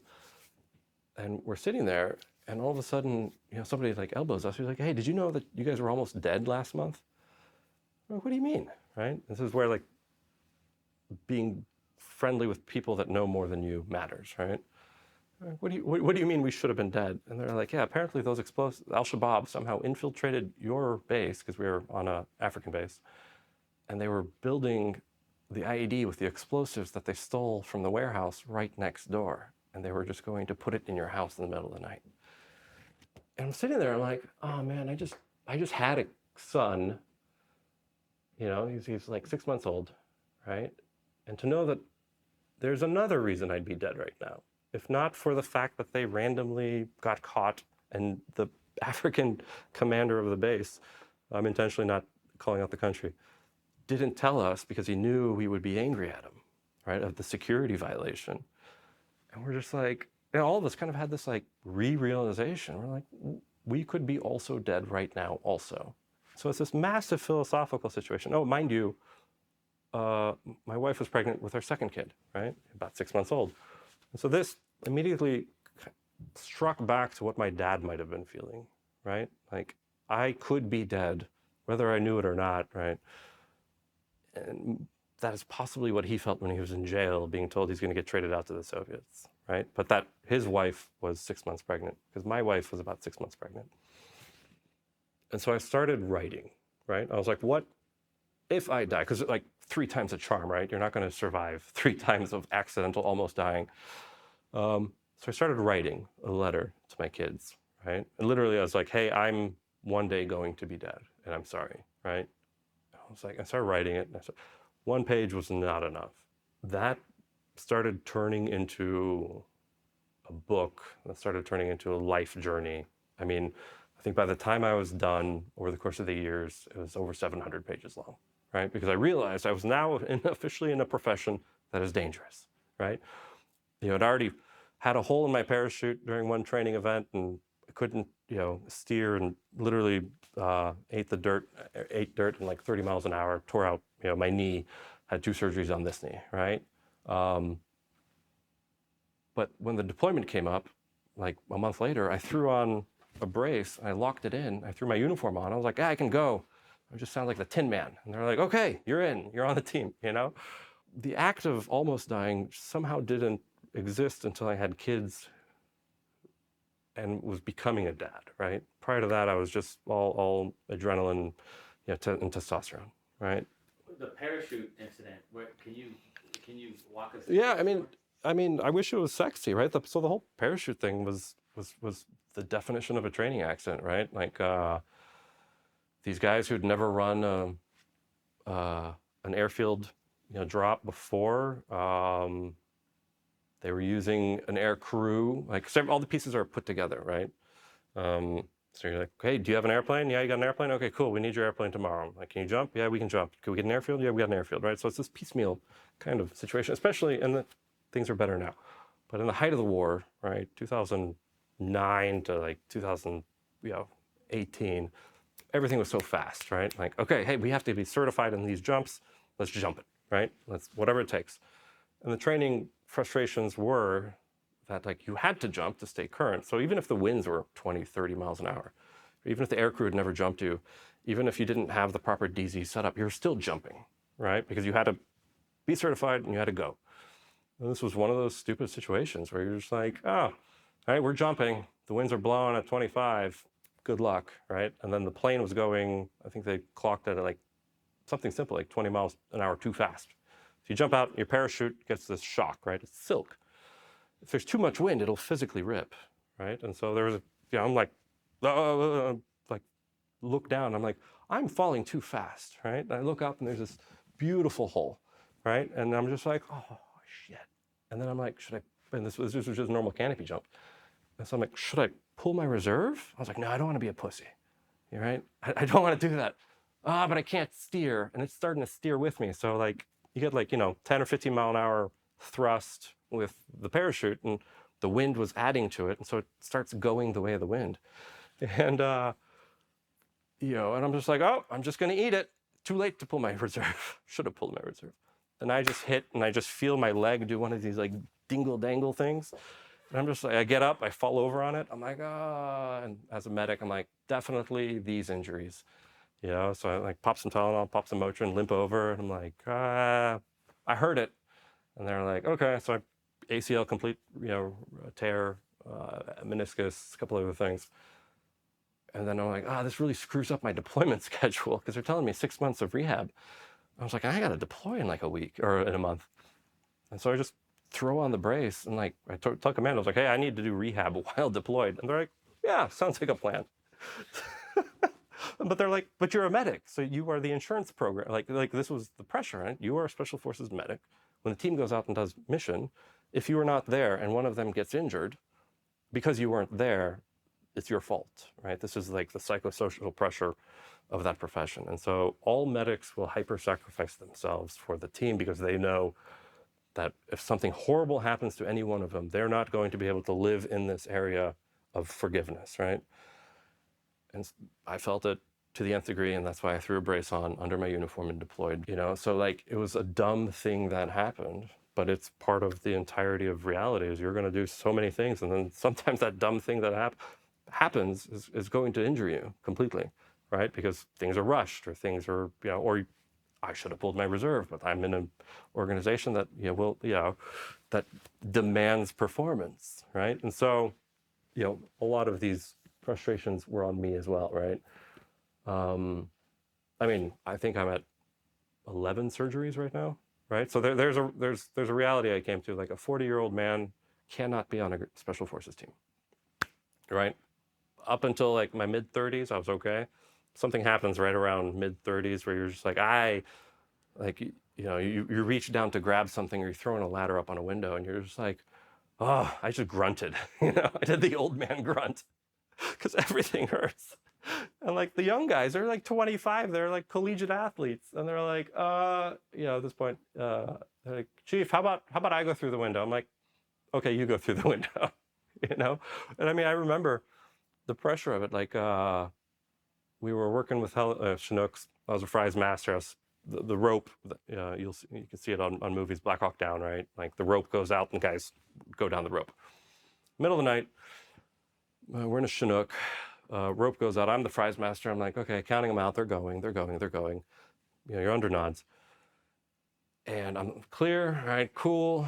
And so I reach for the rope. And the problem with a Chinook when the rope is out is that it's like out. And it's like you have to be falling to get it, right? The rotor wash and all that. And so I'm like, okay, cool, clear. I reach for it.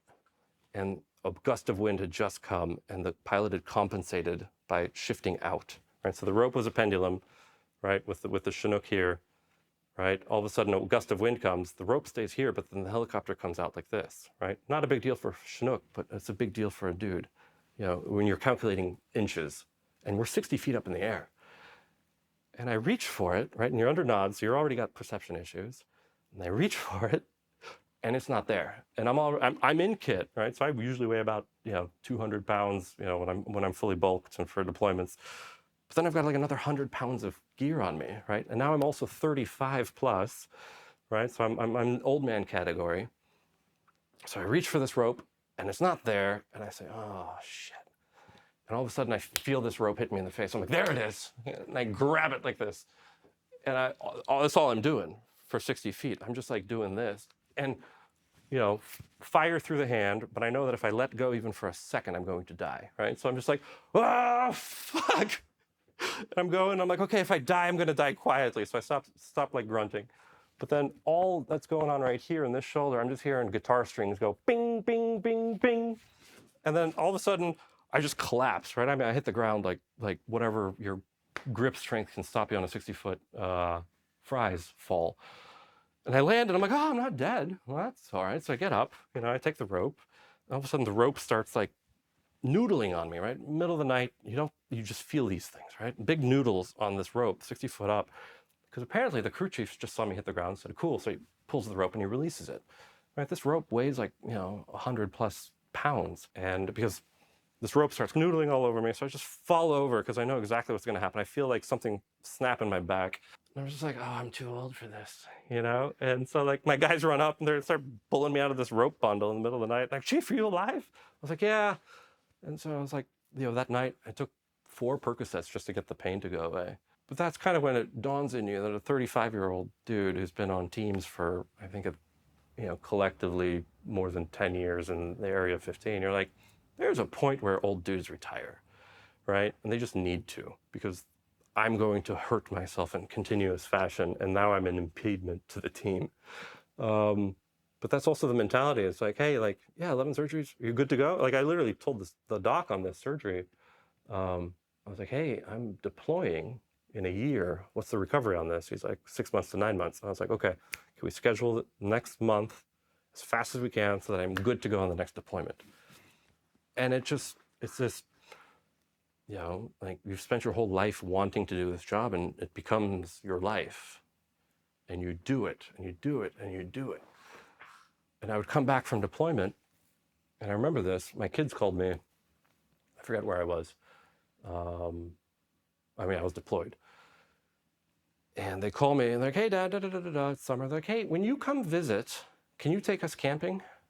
I'm like, why? That's right here. Like, why is that hurting me right here?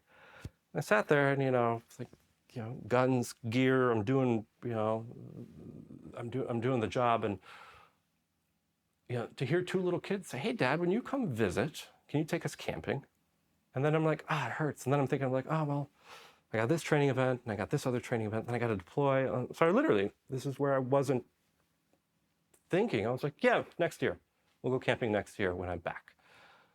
And my now ex-wife, Angela, like God bless her patient soul, she gets on the phone and she's like, well, maybe your buddy Mitch, who isn't deploying, can take the kids camping. And I was like, no, these are my kids. I'm taking them camping. And like that clash of dad responsibility and work responsibility, like finally hit me. And I'm just like, oh, yeah. Yeah. And so I turned to my boss. I was like, hey, I need to like come off a team. I need to find a desk. I need to reinvest in my family. And, they're like, okay, well, you're committed to this team for like another couple of years. Like, oh, okay, well, I'll commit to the team, but after that, can I ride the desk? I'm like, yeah, no problem. I'm like, okay, cool. And so I come home and I'm trying to like be more present dad, right? The kids are finally at that age where they're conscious that dad is gone a lot. I'm now conscious that I've been gone a lot. And I take my kid to the doctor, annual checkup. I'm standing there, we walk in, I'm telling my kid to be like, oh yeah, I was on this cool mission, we did this cool stuff. And the kid's like, oh, okay, cool, Dad. Playing with his Legos. We walk up to the secretary and she's like, okay, verify your kid's date of birth. And I'm like, I look at him and I'm like, well, I know you were born right after this deployment, or that deployment, because I remember coming back early for it. I was like, so that was 2012. It was fall. I'm looking at this kid and I'm like, oh my God, I'm a shit dad, right? I've been chasing my own ego and ambition and so much that I'm looking at him, I'm like, when's your birthday? And he looks at me, he's like, and he tells me. And then I'm like, all right, cool, he gave me the information I needed. I'm like analytical on it. And I turn to the secretary and she's looking at me like, you don't know your own kid's birthday? I was like, no, I know it was between these two deployments, right? And he just told me the day and the month, so we're good. And she just, talk about a knife to the pride. Like she like shakes her head and like enters some stuff in. And I'm just like, oh my God, like, yeah, it's time to start winding down, and then second kid's born. I actually come back from a deployment early because I fought for it. And I was like, hey, like I'm coming home because this is the scheduled date. I want to be home early. And I'm glad I did because she gave birth a little earlier. But like I was on the north part of town, she's south, she calls me, hey, my water broke. And I'm like, cool. And I think we're having like a team breakfast, right? We just hiked a mountain. And I'm like, hey guys, water broke. I'll be gone from work for the next 2 weeks. Deuces. Like, cool, high fives, whatever. I get in the car. It's normally a 30-mile drive, right? 30 miles, 30 minutes through Colorado Springs. I did that drive from the north side to the south side in less than, I'd say, 9 minutes because I was doing 100 miles an hour with the flashers on in the breakdown lane, and I was fine with it. Like I checked my pulse rate, and it was like maybe 70 the whole time because I was just committed to that mission, which was getting this woman that I loved to protect this child who was, I'm responsible for, to get her to the hospital. And then I pull up, tires are screaming. I go in, I'm all operational, bag, wife, dog, other kid, let's go. And da-da-da-da-da. And so checklist. We get to the hospital like 5 minutes later. And like, I'm holding the kid, second kid, and I'm just like, I have new responsibilities, right? And so I'm having this conflict of what I've done my whole life, what I've set out to do my whole life. And this one was a really interesting coming back to Jesus moment was, I can't talk specifics, but there was a war on the horizon, and we just got the early notice that we would be one of the teams getting dropped in behind enemy lines, right? And they're like, you're going to be 100 miles behind the front, whatever, if you get there. And then we're like, okay, cool, what's our resupply evac, whatever else? They're like, no evac, because we'll be busy on the front. And we're like, and you're just like, okay, that's code for you're probably going to die, right? And so we all looked at each other, we're like, okay, we accept the mission, right? This is what we signed up for, right? Pack extra ammo, pack extra food, and good luck. And so we're doing the war games on it. We'll take some time off, we go to a horse ranch. My kids are of that age where they can ride little ponies, right? And so imagine this huge, beautiful horse ranch, big picket fence. And I hadn't told my wife yet, and I wouldn't, that we just got that mission and there's no coming back from it, right? because we're not even going to plan on coming back for it. Like, that's how stark that mission was. But my brother-in-law, who's a 3-star general, retired, and my sister, who's a colonel, right? They're there too, because like I wanted like a reunion type thing. And so we're standing there, and they're watching the kids run around on the ponies, and their kids are just giggling how kids do, like the empathy of like the innocence of childhood, right? Like you're really feeling it there. And I walk up to them while like the party and the gathering's behind us, and I sit on the I put my arms on the fence. Kid 1 runs by, kid 2 goes by, they're having a great time.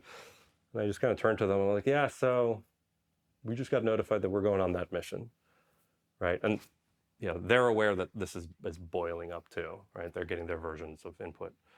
And I'm like, so I'm gonna go in, and after I go in, I need you guys to take care of my kids, right? Because Angela doesn't know I'm going, and she's not gonna be able to handle this. And so like my brother-in-law and my sister just give me like a side hug. Like, yeah, we get it. Like, it's part of the job. I'm like, okay. And so I'm sitting there. It's probably the first time I'd finally allowed myself a tear, right? Like, I'm saying goodbye to my kids and they don't know I'm going. I'm saying goodbye to everybody and they don't know I'm going. The only people that know are my brother-in-law and my sister, because they are in the military. They understand what I'm saying without saying it, right? Mission got called off, right? So that part didn't happen. But to be in the mindset of like, yeah, I love my kids, but I'm also still going to do my job, right? And my kids aren't going to know what I did. I was talking about like the dark closet, like the shoebox. It's not even a shoebox. Nothing will fit in a shoebox anymore. I mean, it's behind a vault. There's a vault. You open it up. There's blacked out, filing cabinets the size of a warehouse. There's tough boxes in some. There's files in another. And you just put it in there, right? You put the pain and the frustration in there. And you revault it, and you come back and you're back to being fully okay, fully operational, fully present dad, right? And so I'm balancing these things. And this is the really interesting part of my career is we get a phone call from command, and they're like, hey, National Geographic is looking for a special forces team to follow, right? And they're like, you guys weren't at the town hall meeting the week before because you were training in the mountains. So everybody drew a straw, and surprisingly enough, you guys got the short straw. So National Geographic is going to follow you guys. And we're just like, what does that even mean? And they're like, yeah, like these cameramen are going to follow you for 6 months on the train up, and then 6 months in through the deployment of Afghanistan 21. Saying the word Afghanistan is like saying the word Titanic now, right? Everybody knows how that went. What most people don't know is that there was a National Geographic team following us because we were the last Special Forces team in Helmand, Afghanistan. And that Nat Geo crew was the only media in the war because there was a media blackout, right? During all the negotiations that was going on. But because the National Geographic team was attached to a Special Forces team, and this had been blessed off at SOCOM, they're like, yeah, we're just going to put these guys in here. They're going to do the Helmand thing. We're going to be sensitive to all the negotiations in Doha, like they're not going to talk about that. And so what was really interesting is that the camera is in your face the whole time now, right? And we're Green Berets. We talk like this. If you want me to kill somebody, I'll do it with a straight face, and I will never think about it again. If you want me to suck out a dude's brain, I can do that too, now that I've learned how not to think about that ever again. But Nat Geo with a cameraman in your face, and they weren't just like watching us shoot things and blow things up. They were like at my house, at the 4th of July party, right? And then they would and then there's the camera in front of your face. And, cameraman shows up. He's like, Olivier Sarbil, he's a phenomenal Emmy Award-winning cameraman. And he's French. And he's like, hey, hello, nice to meet you. He's like, yeah, he talks like almost like Pipi Le Pou. Like he's just great. And then Yeah, well, you start and everybody's like annoyed, but then you find out that Olivier Sarbil got blown up by an RPG like a couple of years ago and almost died. And so we're like, oh, that's why he's got like lobster hands. And that's why he's like cool with us because he's been there. So the team absorbs him, right? We're like, cool, you're our cameraman now. We like accept him as the 13th man. So he's walking around with his camera like you're going to the bathroom. He's going in there with you because he's been tasked to film everything about what a Green Beret team is. And they have complete access now to our families, to the work, to the training. And you're just like, okay, this is the new mission, right? To tell the life of a Green Beret team, right? A Special Forces team. And so what's interesting is Olivier would shove the camera in my face. He's like, what are you thinking about? And I'm like, I'm thinking about that camera being really too close to my face right now. And he's like, and how does that make you feel? Because they're trying to get feelings out of us. And, because they're Caitlin McNally's primary argument or complaint during this whole filming is like, you guys are just stoic machines. We're like, yeah, that's what it takes to do the job. We'll joke about it over beer. We'll crack Leno jokes when it's appropriate, but we're not going to let you film us and be vulnerable on camera. What are you doing? Like, we're going game day. Now you're asking us about our feelings. Those two can't exist in the same world. But something clicked in my head where it's like, what are you thinking about now? And I'm just like, Olivier, I'm thinking about how annoying you are. And then my brain, because I'm curious, started thinking, but why am I annoyed? I was like, well, because butting up against my ego, my defense, like get out of my defense, like stop throwing rocks at my windows, right? And Olivier's committed to his craft. I mean, oh my God, I remember driving into work one day and like, I'm just driving, I'm thinking about the mission, I'm thinking about life, I'm thinking about training, I'm thinking about family. All of a sudden, Olivier comes up the back window, in the back seat. I see him come up in the rearview mirror. He's like, what are you thinking about now? I'm thinking about I can't look in the back because your camera's in there. He's like, okay. And he drops it. And then while I'm doing 70 down the highway, he crawls into the passenger seat, like front passenger. And then he's like, what are you thinking about now?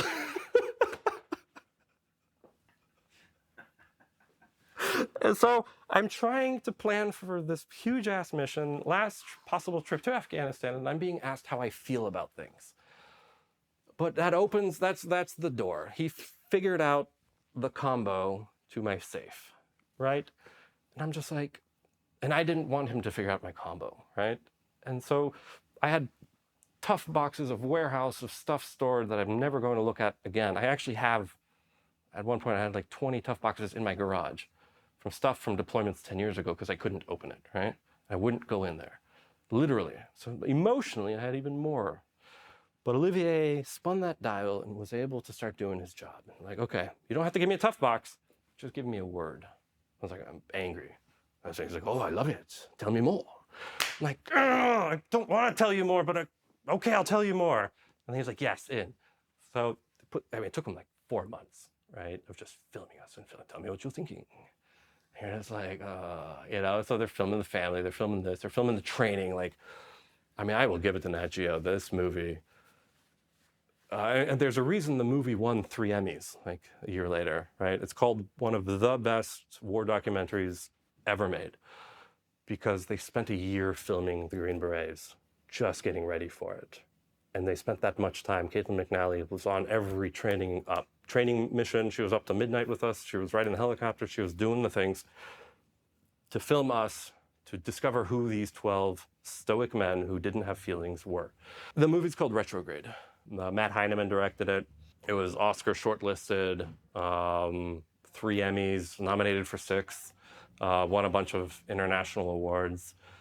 And what was amazing about it, though, is because they inserted with us, right? Same helicopter. We switched over to Tim Gruchka, another Emmy Award-winning, amazing guy, director of photography.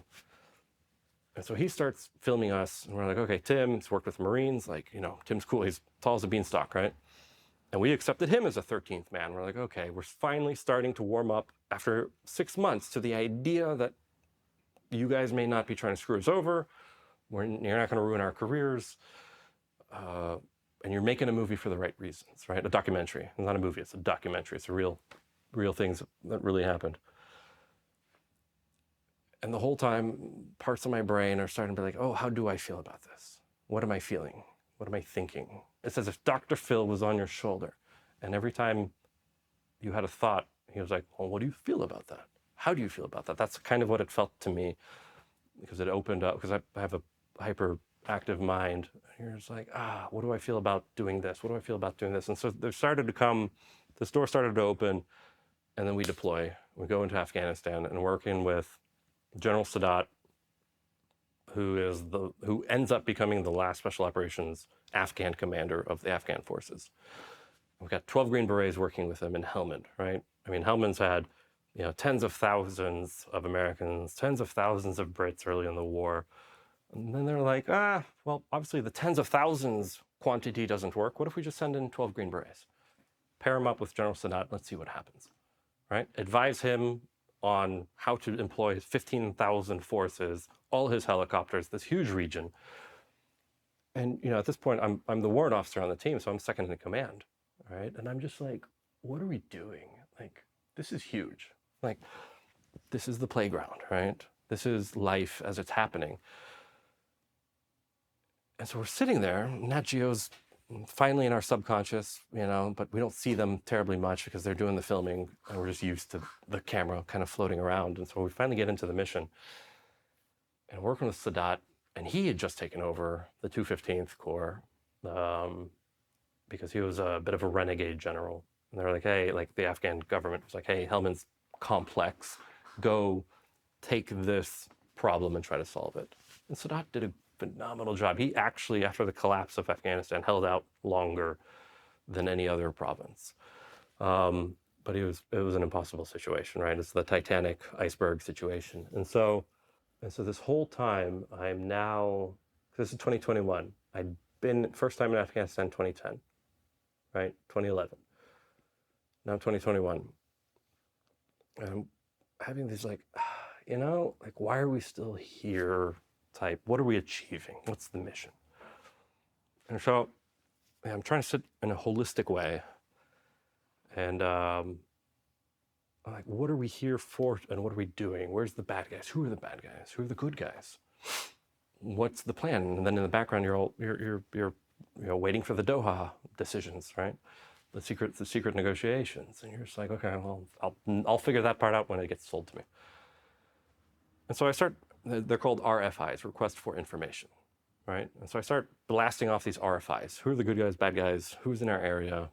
We're just, let's figure this out, right? It hasn't, they've been trying to crack this code for 19 years now. We're here in 2021. I'm going to take a different approach, right? I'm actually going to ask everybody what they think is going on. So I blast out these RFIs.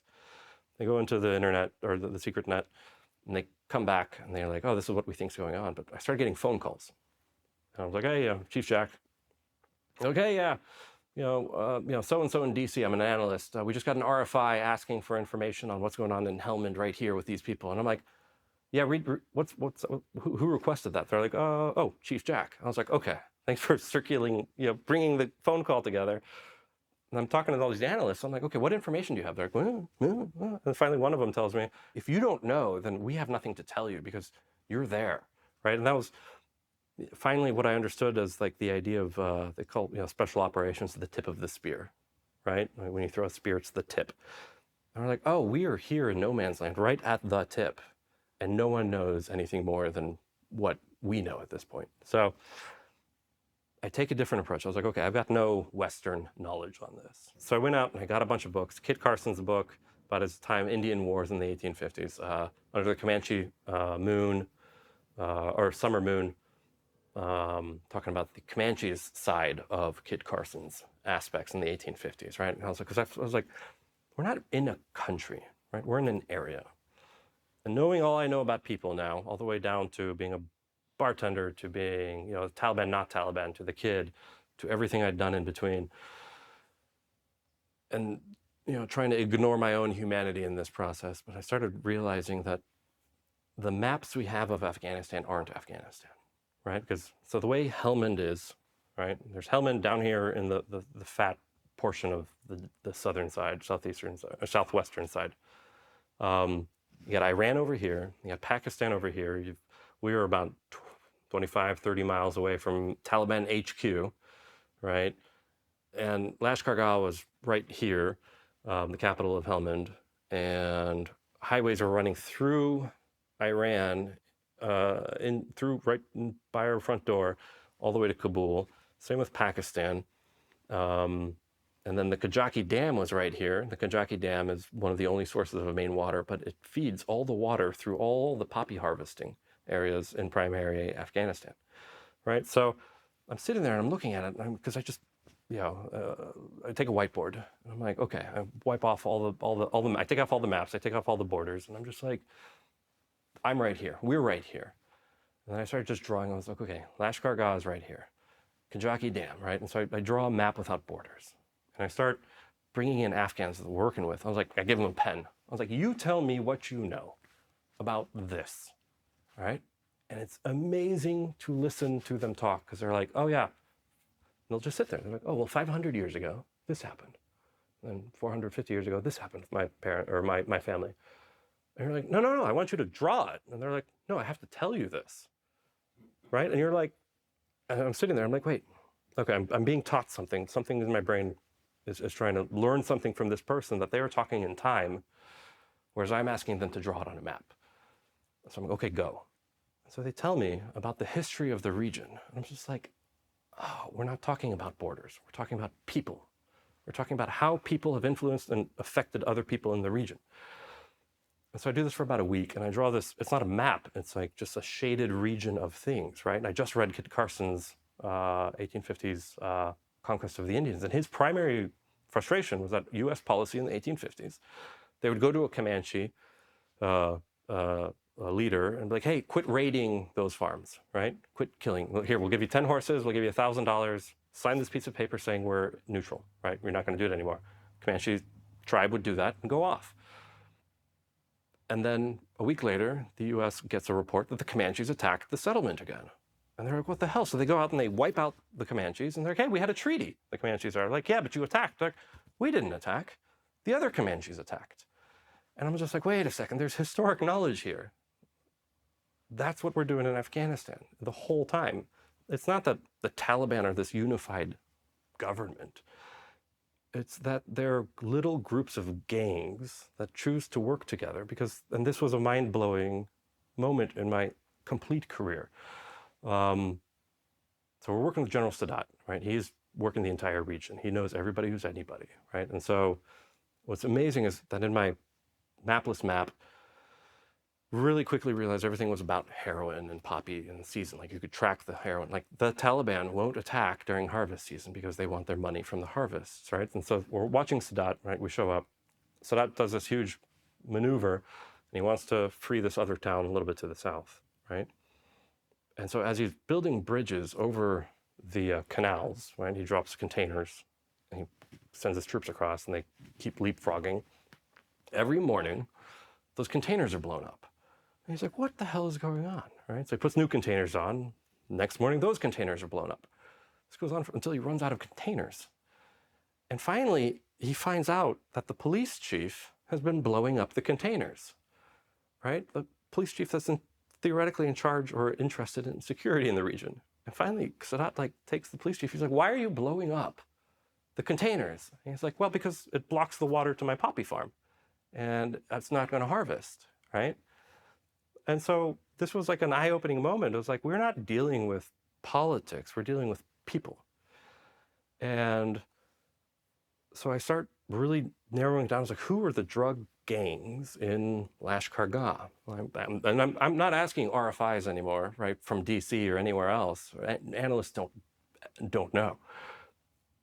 And so I start asking the Afghans, and they start telling me, they're like, oh, well, the city is protected by, and I forget their names, but they're all the same in the sense of like the Alizais control Lashkar Gah because their family is tied to the Kabul government, and so they control, the area. But the Barakzais and the Zalizais, they control either the northern fields of the poppies or the southern fields of the poppies, right? And so when they're harvesting, they're all working together because the Barakzais and the Zalizais have to use the Alizais for logistical transport. and they know that money's to be made. But when they're not fighting each other, or when they're not working together, they're fighting each other because they're trying to get control. But the instant the poppies start growing, the fighting stops. It stops in nearly in the entire region. And you're like, oh, these are just farmers trying to make money because they need money to do food. And so you're like, wait a second, and this was what was really groundbreaking but the Alizais and Barakzais and Zuluzais or Zalizais, if anybody tried to attack them, or like the Taliban would come type thing, they would band together and attack out, right? And so they were fighting each other, killing each other. But then they could do that individually. But then if something else came in, they would attack out. And so Musa Qala was right to the north of us. And they had this really weird tentative agreement. And then the Kajakis, Taliban had a different agreement because they controlled the water, right? So you had to work with everybody along the way. But the southern side is not very well talked about. So Pakistan, in a Western frame of mind, is a country, right? They got a government, they got a border, they protect it, they have citizens and commerce, right? But if you dig back into who the Pakistani tribe was, that is how the local region sees themselves, as the Pakistani tribe, right? And so they are the governmental tribe. And then you have this shadow tribe called the Baluchis, right? Baluchistan. It's not a stan because it's not an actual map area, but they control the living dog crap out of anything that comes in and out of that region, right? So it's a region they control, but no one's drawn a map around it from a Western world because it's tribal, right? It's drawing from the Comanche tribes kind of mentality, right? And I'm like, who do we know that's ever been to Baluchistan, right? Or talked to a Baluchi? I was like, that's amazing. This is shadowy. And then one day we're meeting with Sadat and this car pulls up and this guy gets out and his skin is thick. I mean, like desert thick, right? As thick as granite. And he's wearing a lot of tribal gear and somebody's walking with him. He's walking slow. And so I've lived in the city, I've lived in the country, right? And or you can get an indication from where somebody comes from based off how they act and react, right? So everybody else was milling around, military quick, but then this guy, dark granite skin, he was just walking slow, walking like the wind, almost like walking like a sand dune, right? Just getting blown slowly. And I'm like, I need to know who that guy is. I get into the meeting. Sadat hadn't invited us to the meeting, but I was sitting in the meeting. And we're all around, and I look over there, and the guy is sitting over there, and he's just really quiet, big guy. He looks about 150 years old. I go and I sit next to him, and bring an interpreter over, right? I'm like, sir, I'm an American. It's an honor to meet you. I don't know who you are, but I'd be interested in your story, right? I'm not talking politics. I'm not talking anything governmental. I'm not talking anything complicated. I'm like, who are you? Who is this gentleman sitting in front of me who walks as slow as a sand dune, but looks as powerful as Mount Everest, right? And I sit there, and he looks at me. He's got bright blue eyes, and he looks at me, and I'm like, okay. I'm thinking, okay, don't look at your watch. Don't think about anything else. Just keep looking at him. Understand who this guy is. And he's like, oh, I'm from Baluchistan. I'm like, oh. I've never met anybody from Baluchistan. I don't think anyone's met anybody from Baluchistan. And he looks at me, and that's the other thing. If you've never been in the country, you don't say much, you say less. And you allow that time to permeate. And I just shake his hand, and he looks at me again, and he spends about 2 minutes looking at me, and he's like, I've never met an American before.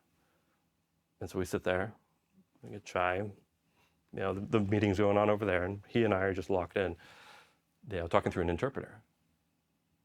And I'm like, well, sir, and I tell him, I was like, hey, I don't know, I don't know enough about the situation to understand what to ask you, but if you had to tell me anything, what should I know? And he looks at me, 2 minutes later, he's like, you should know who your friends are.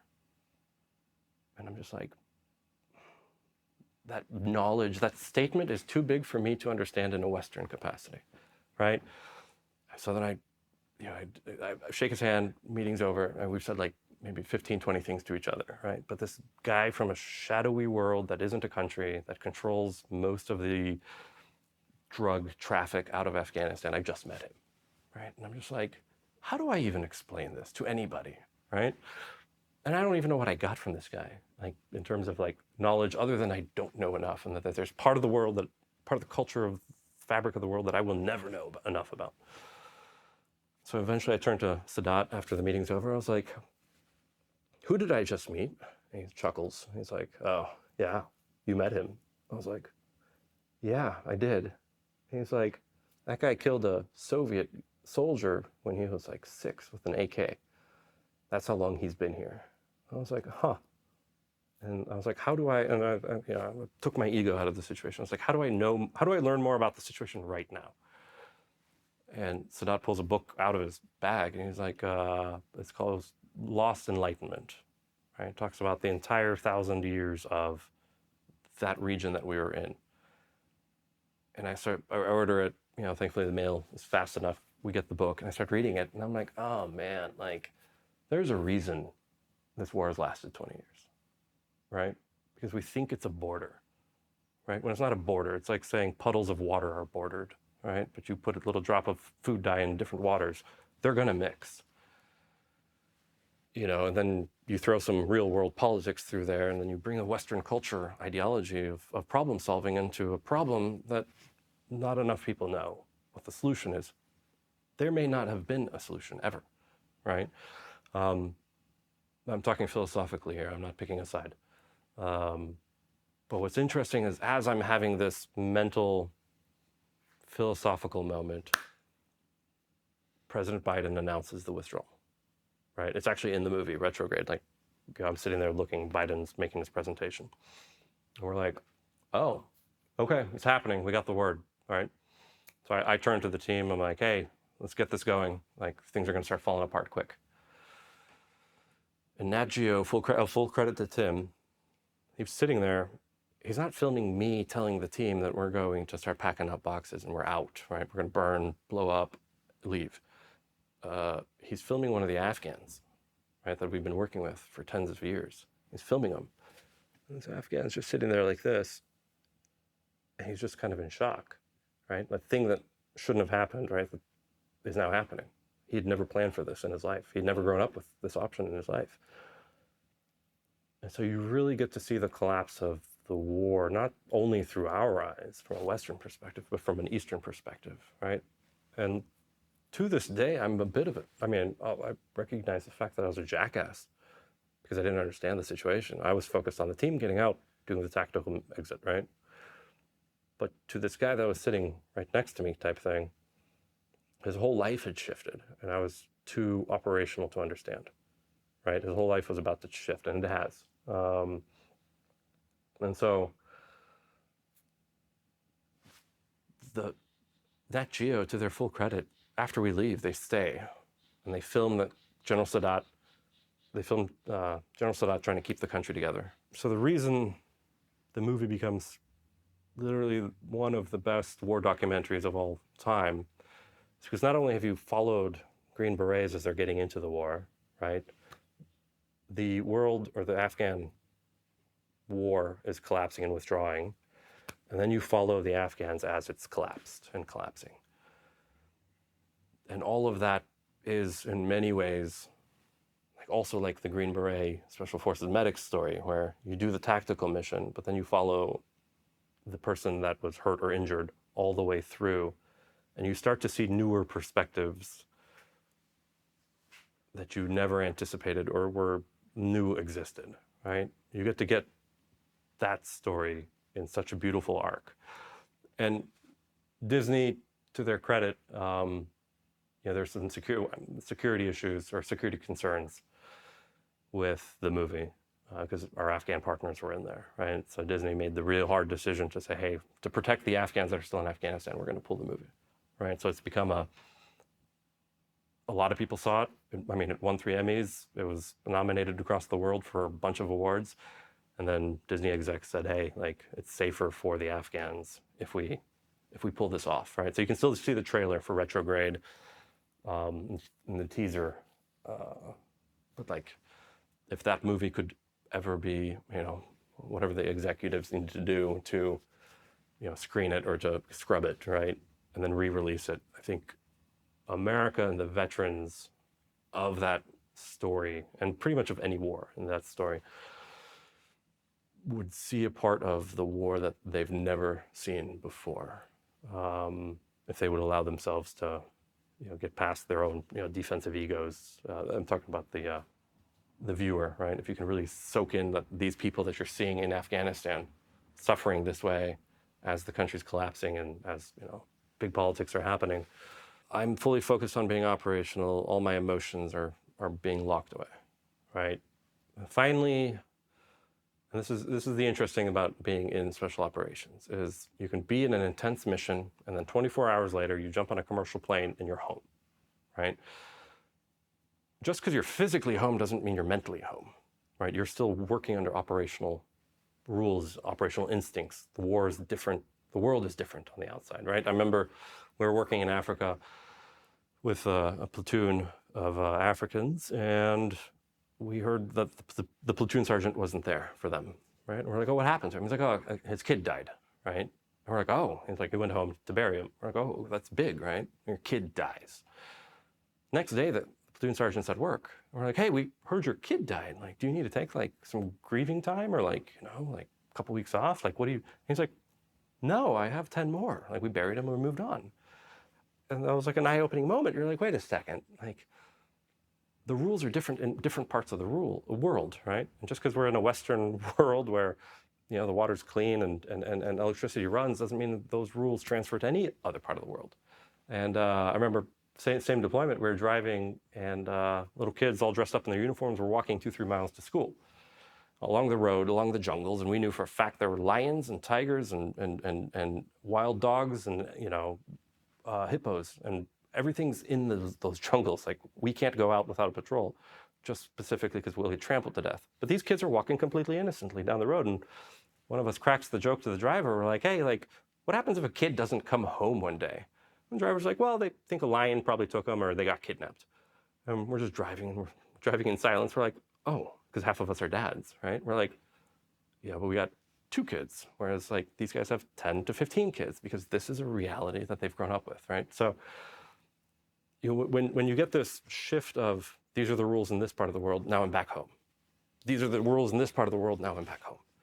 And I've coined the term, I mean, I did the math. I'm at like 18 different types of, like either combat or JSATs, JPATs, advisories, whatever, right? In the 18 range. And so what happens is you start going here and then you come back. You go here and then you come back. You go here and you come back. I call it the metronome effect. And if it's too fast, what you end up doing is taking the rules of that culture or country or combat into your real life, right? Into the home. And then if you aren't prepared, which is a very difficult thing to cross, to deal with the emotional aspects of that, then you have to keep those emotions quiet, right? Suppressed. Alcohol, drugs, denial, all these other frustrations that no one wants to talk about, but they exist. And so if the metronome effect keeps going too fast, then you're going to bring in that reality into your new reality. And so that was exactly what happened to me after Afghanistan. Got home. Yeah, I still have dust on my shoes, right? My tough boxes haven't even fully come home because the transport got stuck somewhere. But I'm home. Like, hey, you're home. Here's a bronze star. You did great. High five. Moving on. And you're like, yeah, but I don't feel like I'm home. I feel like I'm over there. And then you pull up your phone and there's 1,000 text messages and 1,000 voicemails and 1,000 pictures from Afghans you just left in Afghanistan. And you're just like, oh. And they're like, hey, help me. Can you send me some money? Can you do this? I'm dying. Somebody just shot my brother. And you're just like, it's bing, bing, bing, bing, bing, bing. And you're sitting there and like, and it's not just me, right? It's every Green Beret that these Afghans have ever known. They're reaching out for help. And I'm sitting there, I'm like, okay, turn this phone off. It's horrible for them. I'm not in a capable position to handle this, right? I'm in this area of this issue. So I go to the barista at a local coffee shop. I walk up to him, I'm like, hey, double shot espresso. whatever. And he's like, oh, okay, cool. How's your day going? And I'm like, just got back from Afghanistan a little while ago. You know, to be honest. He's like, oh. He looks in the air. He's like, we're still in Afghanistan? I was like, not technically. It collapsed. And he's like, oh, okay. Well, your order's going to come right up. And I'm just like, I'm sitting there. I'm just like, who's he? And he absolutely ignored what I just said, which is an entire country just collapsed. I was just there. And the simplest attempt at me trying to connect with this civilian, this guy was like, okay, have a great day, buddy. You know, and you're just like, this is a me problem. So you go get your I get the espresso, I drink it, I sit there, and I'm just like, so I turn the phone back on, another 1,000 messages, I'm like, turn the phone back off. And that's about the time that I went through my divorce, right? Because I'd spent, 17 years of putting stuff in that vault. Ex-wife now, Angela, literally told me, she's like, when you came home, you were a different person. I was like, well, I had to be. Like, how does any person carry around, 10,000 pound safe on their back and still be the same person? So finally a buddy came up to me because I'd moved into, I had a rental house downtown, right? It's in the ghetto. Because of the divorce, I had to move into it, right? I mean, we're talking like literally 100 meters away. A couple of days later, like two homeless people get into a fight over some meth, and one kills the other, right? Like 100 meters away. And I'm just like, well, it feels normal, right? The train runs 100 meters from my house, blows its horn, homeless people up and down. The house is in complete disarray, right? Because I had to leave it in the middle of a remodel to go to Afghanistan. I came back and I was like, I'm going to remodel this. And like my buddy comes over and he's looking around. He's like, bro, like, what the hell are you doing? I was like, look, I'm building my life back. He's like, no. He's like, you're collapsing. You're in absolute denial about what the situation is for yourself, right? Not the mission, not this, not that, not this. He's like, but for yourself. And I'm just like, I'm going to ignore what you just told me. But it was still there. There came a point where I realized like I had to put it all behind me, even though I was struggling to get back on track. And this actually happened only a couple months ago, or several months ago. I woke up behind a Mexican 7-Eleven in Mexico. There was a chupacabra like in the bushes. That's what woke me up. It was like 5 a.m. Ants were biting my ankle, and I was laying there, and I'm looking up. I'm using a backpack as a pillow. I'm on the ground. I'm like, I'm a 42-year-old Green Beret officer, and I start replaying everything that had happened in the past 24 hours. And I was like, I think I just had a nervous breakdown, right? There's no logical reason that a Green Beret officer, of all things, should be sleeping on the ground behind a Mexican 7-Eleven at 5 a.m. waiting for taxis to show up at 6 so that he can get out of Mexico. So I went to Mexico. I was dating this wonderful woman. We were engaged prematurely. Like we were, definition of love, right? Fell in love, had a beautiful romance. I knew this woman was, our souls saw each other, right? Like, and it's not easy for a guy who spent his entire life hiding his soul to say somebody else saw my soul, right? So when that happens, it's a undeniable reality. We were engaged. I'm going to keep this detail light to respect her. The integration of families fell apart, right? And then the frustration started to grow, right? I started introducing my compensation mechanisms, which were, we don't talk about feelings. I'm here to support you. And my concerns aren't necessary to keep this relationship going, right? And so when I started voicing concerns or voicing issues, like that started causing frustration, which I later learned is like the definition of not a healthy relationship, right? And there's this Japanese quote that if you find out that you're on the wrong train, get off at the first stop and go back. Otherwise, the return trip's going to be all the longer and more expensive. How did I end up in that relationship in the first place, right? Because I was out of alignment with myself. There's this beautiful concept called soulful alignment or integrity, right? Because your soul is the thing within you, right? It's within me, it's within everybody. And so what I'd been doing unknowingly or knowingly with my soul is that, this was my soul, but every time something dramatic or big happened, which was literally a career's worth, I would put up a shield, right? And then that Leno emotion, I would take that emotion out and I would put it in there, right? But for it to have led to this breakdown where I'm in Mexico waking up and saying like, oh no, like, how did I get here, right?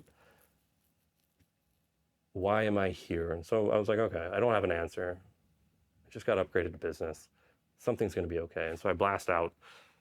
I mean, reach out to your network, right? You do what you would do if you were on a team and you got injured, right? You call out to your team. And so I did it. Reached out to my team. I was like, hey, this just happened, right? And I don't feel that I have full clarity on the situation, but I need to start reaching out to some people, right? And it was great. The whole team started reaching back, right? They're like, oh yeah, we got you. Like hands reaching out, right? And I reached out to my sister. I was like, hey, I just broke up with, fiance. It was tragic. I didn't handle it well, but I think I did it for the right reasons. Can I just call on you whenever I need to, right? So I started building out my support network, like immediately on the flight. Reached out to the Army docs and Special Forces land, same thing. And I was transparent with them. I was like, hey, this happened. I got to a point where we had such a big argument about such an impossible thing, and now that I'm being honest with it, I think it existed always from the beginning. But how did I spend 2 years either lying to myself, lying to her, accepting the lies from her, right? Like no one's innocent in this like complexity. And why, right? Why, right? And this goes from Olivier Sarbille, right? Camera, tell me what you are thinking. And I was just like, okay, like we're going to deep dive the living crap out of everything that I've done in my life. I'm going to get off the train, right? Going the wrong way. And I'm going to go back to what feels familiar, feels right. I'm going back to integrity. And not all the ends, and this is important to talk about because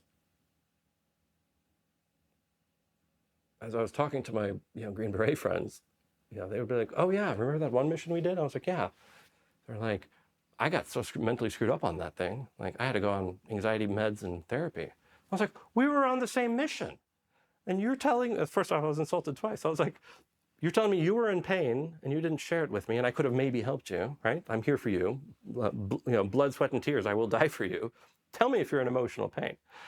We laughed about that. And then I was like, and then you were in so much pain that, you got treatment. I was like, but here I was thinking that no one was getting treatment for that mission, right? Or that situation, or seeking help. And I bottled it up. And he's like, oh yeah, like his wife made him go seek treatment, right? And take a knee. I was like, oh. So there's an entire community of guys that won't pull their reserve parachute, right? Because they don't want to believe they have to. They didn't look up to see that it's there, that there's a hole there.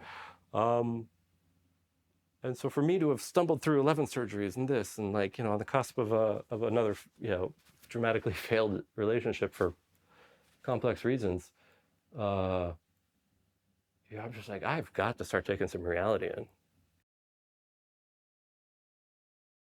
Past couple months have been a deep dive into everything we just talked about, right? I'm not brave enough to spin that dial and open up that vault, but I was brave enough to say, hey, for about a minute, I'm going to open it up.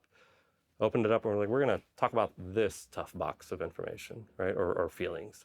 We're going to explore it. And then like 10 more would spill out because they also wanted to be talked about. Because here's the irony with feelings, right? Like this is not something guys talk about, especially in special operations, right? We don't talk about feelings because you don't interrupt the NBA player on the free throw line or the pitcher when he's about to throw, right, in the playoffs, right? Like you don't ask him how he's doing. But at the tail end of your career, you can, because life and death doesn't matter anymore, right? Now it's about your healing forward, right? Like war is real, right? You make the wrong decision, it's a terrible place. It's complex and it's larger than just this sliver, right? Because it's the entire world of conflict. The irony, and we can talk about that barista, right? He lives in this 99% of the world that doesn't have to worry about anything but making barista money, right? And his problems can be existential, right? Because the US military and first responders, right? So US military is 1% of the population, but first responders, firefighters, cops, border patrol, ER docs, and maybe 2% of the population. They are working their damnedest to protect this other percent of the population, right?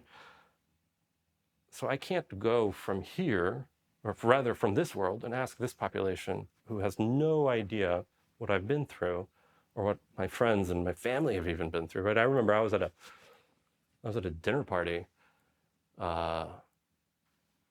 It was a vegetarian dinner party, right? I'm hungry. Like I eat the food. I'm trying to be polite. We're sitting in this guy's pottery shop. Like he's converted his garage into a pottery shop. He's talking about like this, really cool stuff that he's doing and everything else. I'm like, oh, and we talked about his stuff for like an hour. And he finally turns to me. He's like, hey, I was watching a show and some guy on it had PTSD. I'm like, oh, okay, now it's my turn to share, right? I'm going to share with this guy who's shared his life and his pottery stuff with me. I'm going to share my story. I'm going to share this experience over here in this world because he lives in this world. And I'm like, yeah, like, it's really hard to kill people. You have to get in a different set of mind, right? You can't internalize it. And I started basically subconsciously trying to connect him to my vault, right? This was like me trying to talk out my feelings. And about 5 minutes into it, the room's quiet. And I'm just like, wait a second. These people don't want to know this world. They definitely don't want to know this special operations world. They definitely don't want to know what the 1% of the population goes through, and now the 2% of the population goes through to give these civilians this world, right? And I'm not saying this with anger or anxiety or resentment, right? I would love to live in this world. I live in this world. And so finally I was like, okay, I'm, clearly not talking to the right audience. So there's nothing I can tell them or get from them other than knowing that veterans and military and everybody in this sliver gives them this life. If that's the life they want to live, that's the blue pill on the matrix, right? And if within 5 minutes of me telling a nearly 20-year kind of revelation of my life that these people are uncomfortable, that's on them. But I realized that there's a huge portion of people in this military community that suppress their feelings because they have to, because they're always in game day. Whether the game day was a week long, a month long, years long, right? I was doing in my life forgetting kids' birthdays, like having the really weird conversations of like, next time you come visit, can we take you camping? Going through divorce, sleeping behind a Mexican 7-Eleven waiting for a taxi so I can leave because I'd made 2 years of errors. What's complex there is that decisions exist, right, for a man in a world that we don't talk about why we've made the decisions. We just clamp them down. The decisions are tied to feelings and emotions, right? And as men, we don't talk about feelings and emotions. But if not talking about it, or I'm going to shift this around this way so it connects to my vault. If the only way I can keep that dial from opening on that vault is because the emotions are coming here and I'm having a decision in action, is by either putting alcohol on it, putting drugs on it, by denying it, by deploying over and over and over again just so I can deny that feeling exists, then it's not that the feeling doesn't exist. It's that I'm refusing to talk about the feeling, right? And there are guys and girls for the course of 20 years of war, right? Theater, independent, who have that line going to their vault.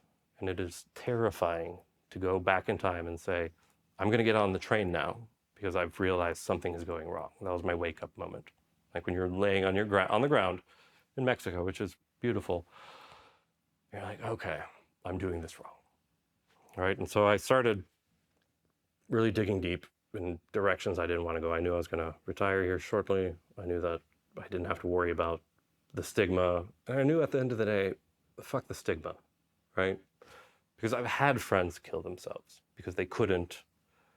This was too painful for them, right? The drugs weren't working. The alcohol wasn't working. Well, guess what? If you kill yourself, this doesn't exist, right? anything in their vaults doesn't have to get talked about or thought about ever again. The guilt, the shame, the frustration, the happiness, the good times, because there's plenty of those. I realized that was my moment, right? I'd spent an entire career in special operations, and now my moment was to lay on the ground and look up at the sky. The sun was starting to come out, and be like, okay, like it's my time to figure out why the hell I'm here on the ground. And I did, and it took some really deep digging to find out where my alignment was and where my soul was, right? And figure out how to get back into integrity. Because your soul wants to do what your soul is designed to do, right? It was the 10-year-old, there was a 10-year-old version of me that was cursing God and saying, I'm going to do the right thing, but I'm not going to do it under this model that has failed me so dramatically, right? My soul was pure in that moment. And so if you find somebody that's beautiful and wonderful and empathic and lovely in all the ways, but then all of a sudden you come to them and all of a sudden you hit armor, bink, dink, dink, like, oh, that's armor. There's armor there for a reason, not just on me, but on her. There's armor on the Taliban, not Taliban guy, right? Everybody human has armor because that's their ego. And so if you can see the soul through the ego, the defensive ego, because that's what that's for, you can find, this is where it gets crazy, back to the Colonel's speech, the area for grace, right? You can find the area for forgiveness once you realize that the world is a crazily difficult place to be in, but at your core, you're okay. And then you can start going back in time, and it's painful to be like, okay, I'm going to take this body armor off. I'm going to take this knife off my kit. I'm going to take this grenade off, right? And as guys, we don't talk about this, right? But every time you take that piece off, two things are going to happen. One, it's heavy. It's going to take some nuts and bolts to unscrew it and take it off because you've put it there. Like, guys don't do anything lightly. Like, full commitment, right? You can't let this emotion out. You must protect your soul. We're going to put this armor on here. But I didn't have any other options, right? So I showed up, I started dropping armor, and there's a lot of it. And I know that there's a lot more armor on other guys and girls. But what I was doing to keep that armor in place wasn't working for me anymore. It wasn't working for my kids, it wasn't working for my family, it wasn't working for me. It wasn't working for happiness or staying in alignment, right? I'd held myself to a much higher standard throughout, but like to feel your integrity fall off, it's kind of terrifying because you've pegged your entire ego to that integrity, right? And you can either ignore that it fell down, or you can get back there and be like, why did it fall down? We're going to figure this back out. And that's painful because you have to relive all those feelings. The train station analogy, right? You have to say, what train did I get on wrong here? Did I miss the train or did the train miss me? And, you know, me leaving Mexico, like I literally had to walk a mile and a half to the taxi station. I had to sleep on the ground for 2 hours until the taxis came up. $100 taxi just to get back to the airport, right? That was my return back to some sort of integrity because I knew I'd done it wrong for 2 years. You know, that's the irony. Like during that time of 2 years, like I'd published 2 more books. I'd graduated from Oxford, right? So it wasn't that I was like a bad person. It was just that I was like not paying attention. And my compensation mechanisms, right? Because if you're acting in a way, then your feelings exist. But if you're denying your feelings, the only thing that denies them is suppression. Unfortunate to say, but it's true in a way, that when I went on an army deployment or something bad happened, now I have like, you know, I saw something and I have PTSD for it, right? That happened in this world. But now if you want to get better, it's your responsibility to fix it, right? This is in the past. This is your responsibility now to find help, to fix it, right? And there's 4 ways that this gets fixed, right? If you're unconsciously acting in a certain way, you're in like the red zone. You don't even know that you have a problem, right? That was what I was doing for the past 2 years. The orange zone of healing is realizing when you wake up, this was my Mexico moment, right? Like, I realized that I had a problem, but I didn't know how to heal it, right? So then this is a business term. It's like the zone of transition, right? It's like, okay, I know that I'm here, but I want to get here to healing, right? So you have to ask for help, and that's humiliating, shameful, frustrating, everything encompassing, because you have to account for what you were doing when you were stupid and not aware and running, from addressing the situation. So you jump to here by building a bridge of intentionality. That's your zone of transition. And now you're conscious that you have the ability to heal from whatever frustrations you're carrying around, right? For me, I knew I was doing it right about 2 weeks ago. So I started remodeling the house because here to here was a big gap. And so I started remodeling the house. And my boys came up to me and they gave me a hug. And they said, "Dad, we see what you're doing, and thank you." They gave me a big hug, and I mean, the bathroom toilet wasn't in, the damn floors were half done, but these kids saw me. They gave me a hug, and they said, "Thank you." And so I'm trying to make up for the past, kid's almost 12, and the other kid's 9, and I've probably missed half their birthdays and, half the Christmases, and half the time I wasn't there because I was protecting myself. Because part of the healing process was realizing that the things I had been using the Colonel's analogy, one of the many things I'd been protecting myself from was kids.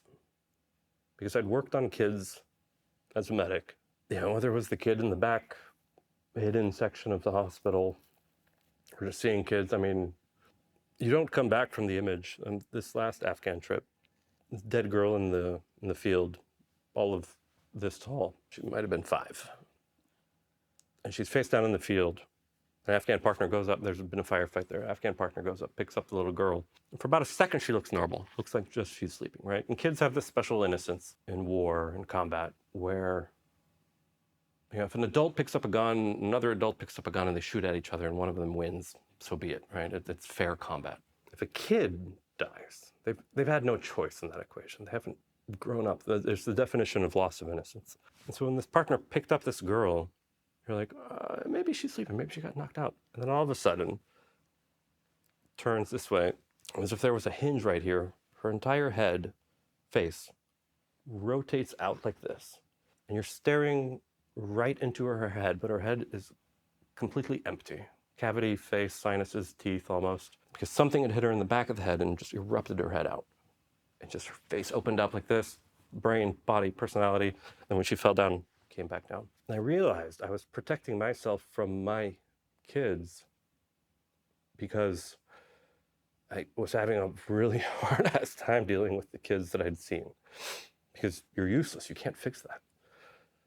So part of the healing process of that is pulling out that tough box and saying, the reason I can't connect to my kids is because I know what it's like. I can't connect to any kids until recently.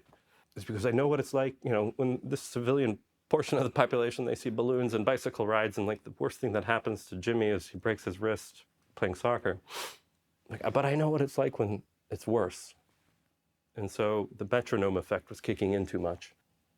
And so the frustration with that was that when I would be with my kids, the lingering shadows of seeing these dead kids and knowing that it could be worse existed. Some significant work to unplug that and be accountable to that and say, hey, this happened and I'm not responsible for it and it's not my shit to carry anymore. But yeah, that's how I knew I went from being completely incompetent and death blossoming to waking up one day and realizing I have some problems and frustrations that I'm going to start dealing with. Building a gap to being conscious, and then I'm working on coming here.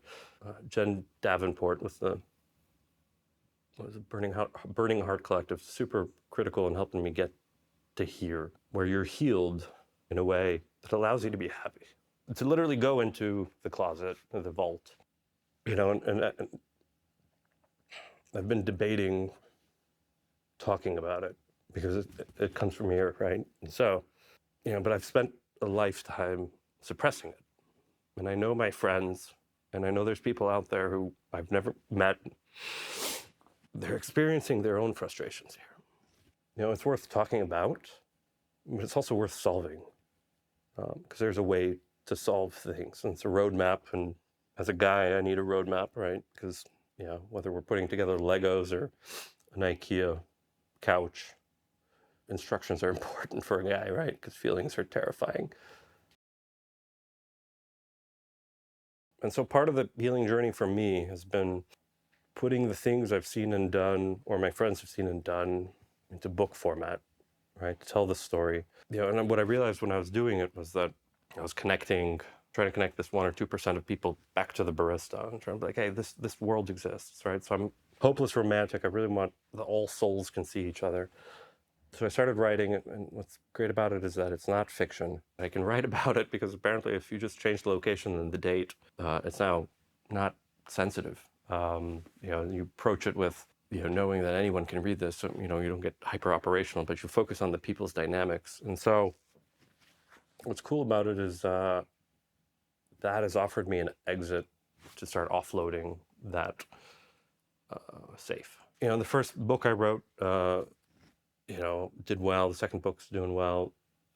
But I'm finding myself that I can focus on telling this story in hopes other people can relate to it, to know that they're not alone. I mean, through a genius stroke of amazingness, this last book I did, codenamed Spike, is America's first special operations memoir. I found it in the National Archives. It was written by 2 OSS agents who were the Office of Strategic Service guys, pre-CIA, pre-Green Beret. So these guys were the original special operators. They did a mission in 1944. They wrote a memoir. Turns out they're not allowed to publish it because they had too much secret documents in there. Pictures, revolutionary stuff that would have contradicted from a historic political view, like the entire Cold War. And they got told they couldn't write it or they couldn't publish it, but they'd already written it. They'd already stolen the photos from the mission. And then, so they did the right thing. They put it in a shoebox under the bed. And I found it a couple of years ago in the National Archives. And I realized that it was an OSS memoir, which matters because it was finalized in 1946. The OSS turns into the CIA. The CIA puts a cap on all OSS missions and said, this won't be declassified until the 1980s. So I start rewriting it. I find the families are like, you know, how do you know about our dad's memoir? I was like, well, I found it in the archives. Like, how'd you find it in the archives? I was like, well, I was doing Army stuff. And it was there, and I opened it up, and I nearly dropped it when I realized what I was holding. But through that, what's amazing is that these guys tell their story in such a beautiful way that, like, not only is it the first special operations mission ever documented, but he talks about his feelings in it. He talks about the insanity and depravity of World War II coming to an end. You know, here I am with a rucksack full of Afghanistan coming to an end, and I'm carrying that around too. And so the beautiful thing with that is, you know, guys are reading it, they're learning about the genesis of special operations, but they're also learning about their experiences. These guys' experiences in World War II are still the experiences an entire generation of Green Berets and special operators experience behind enemy lines.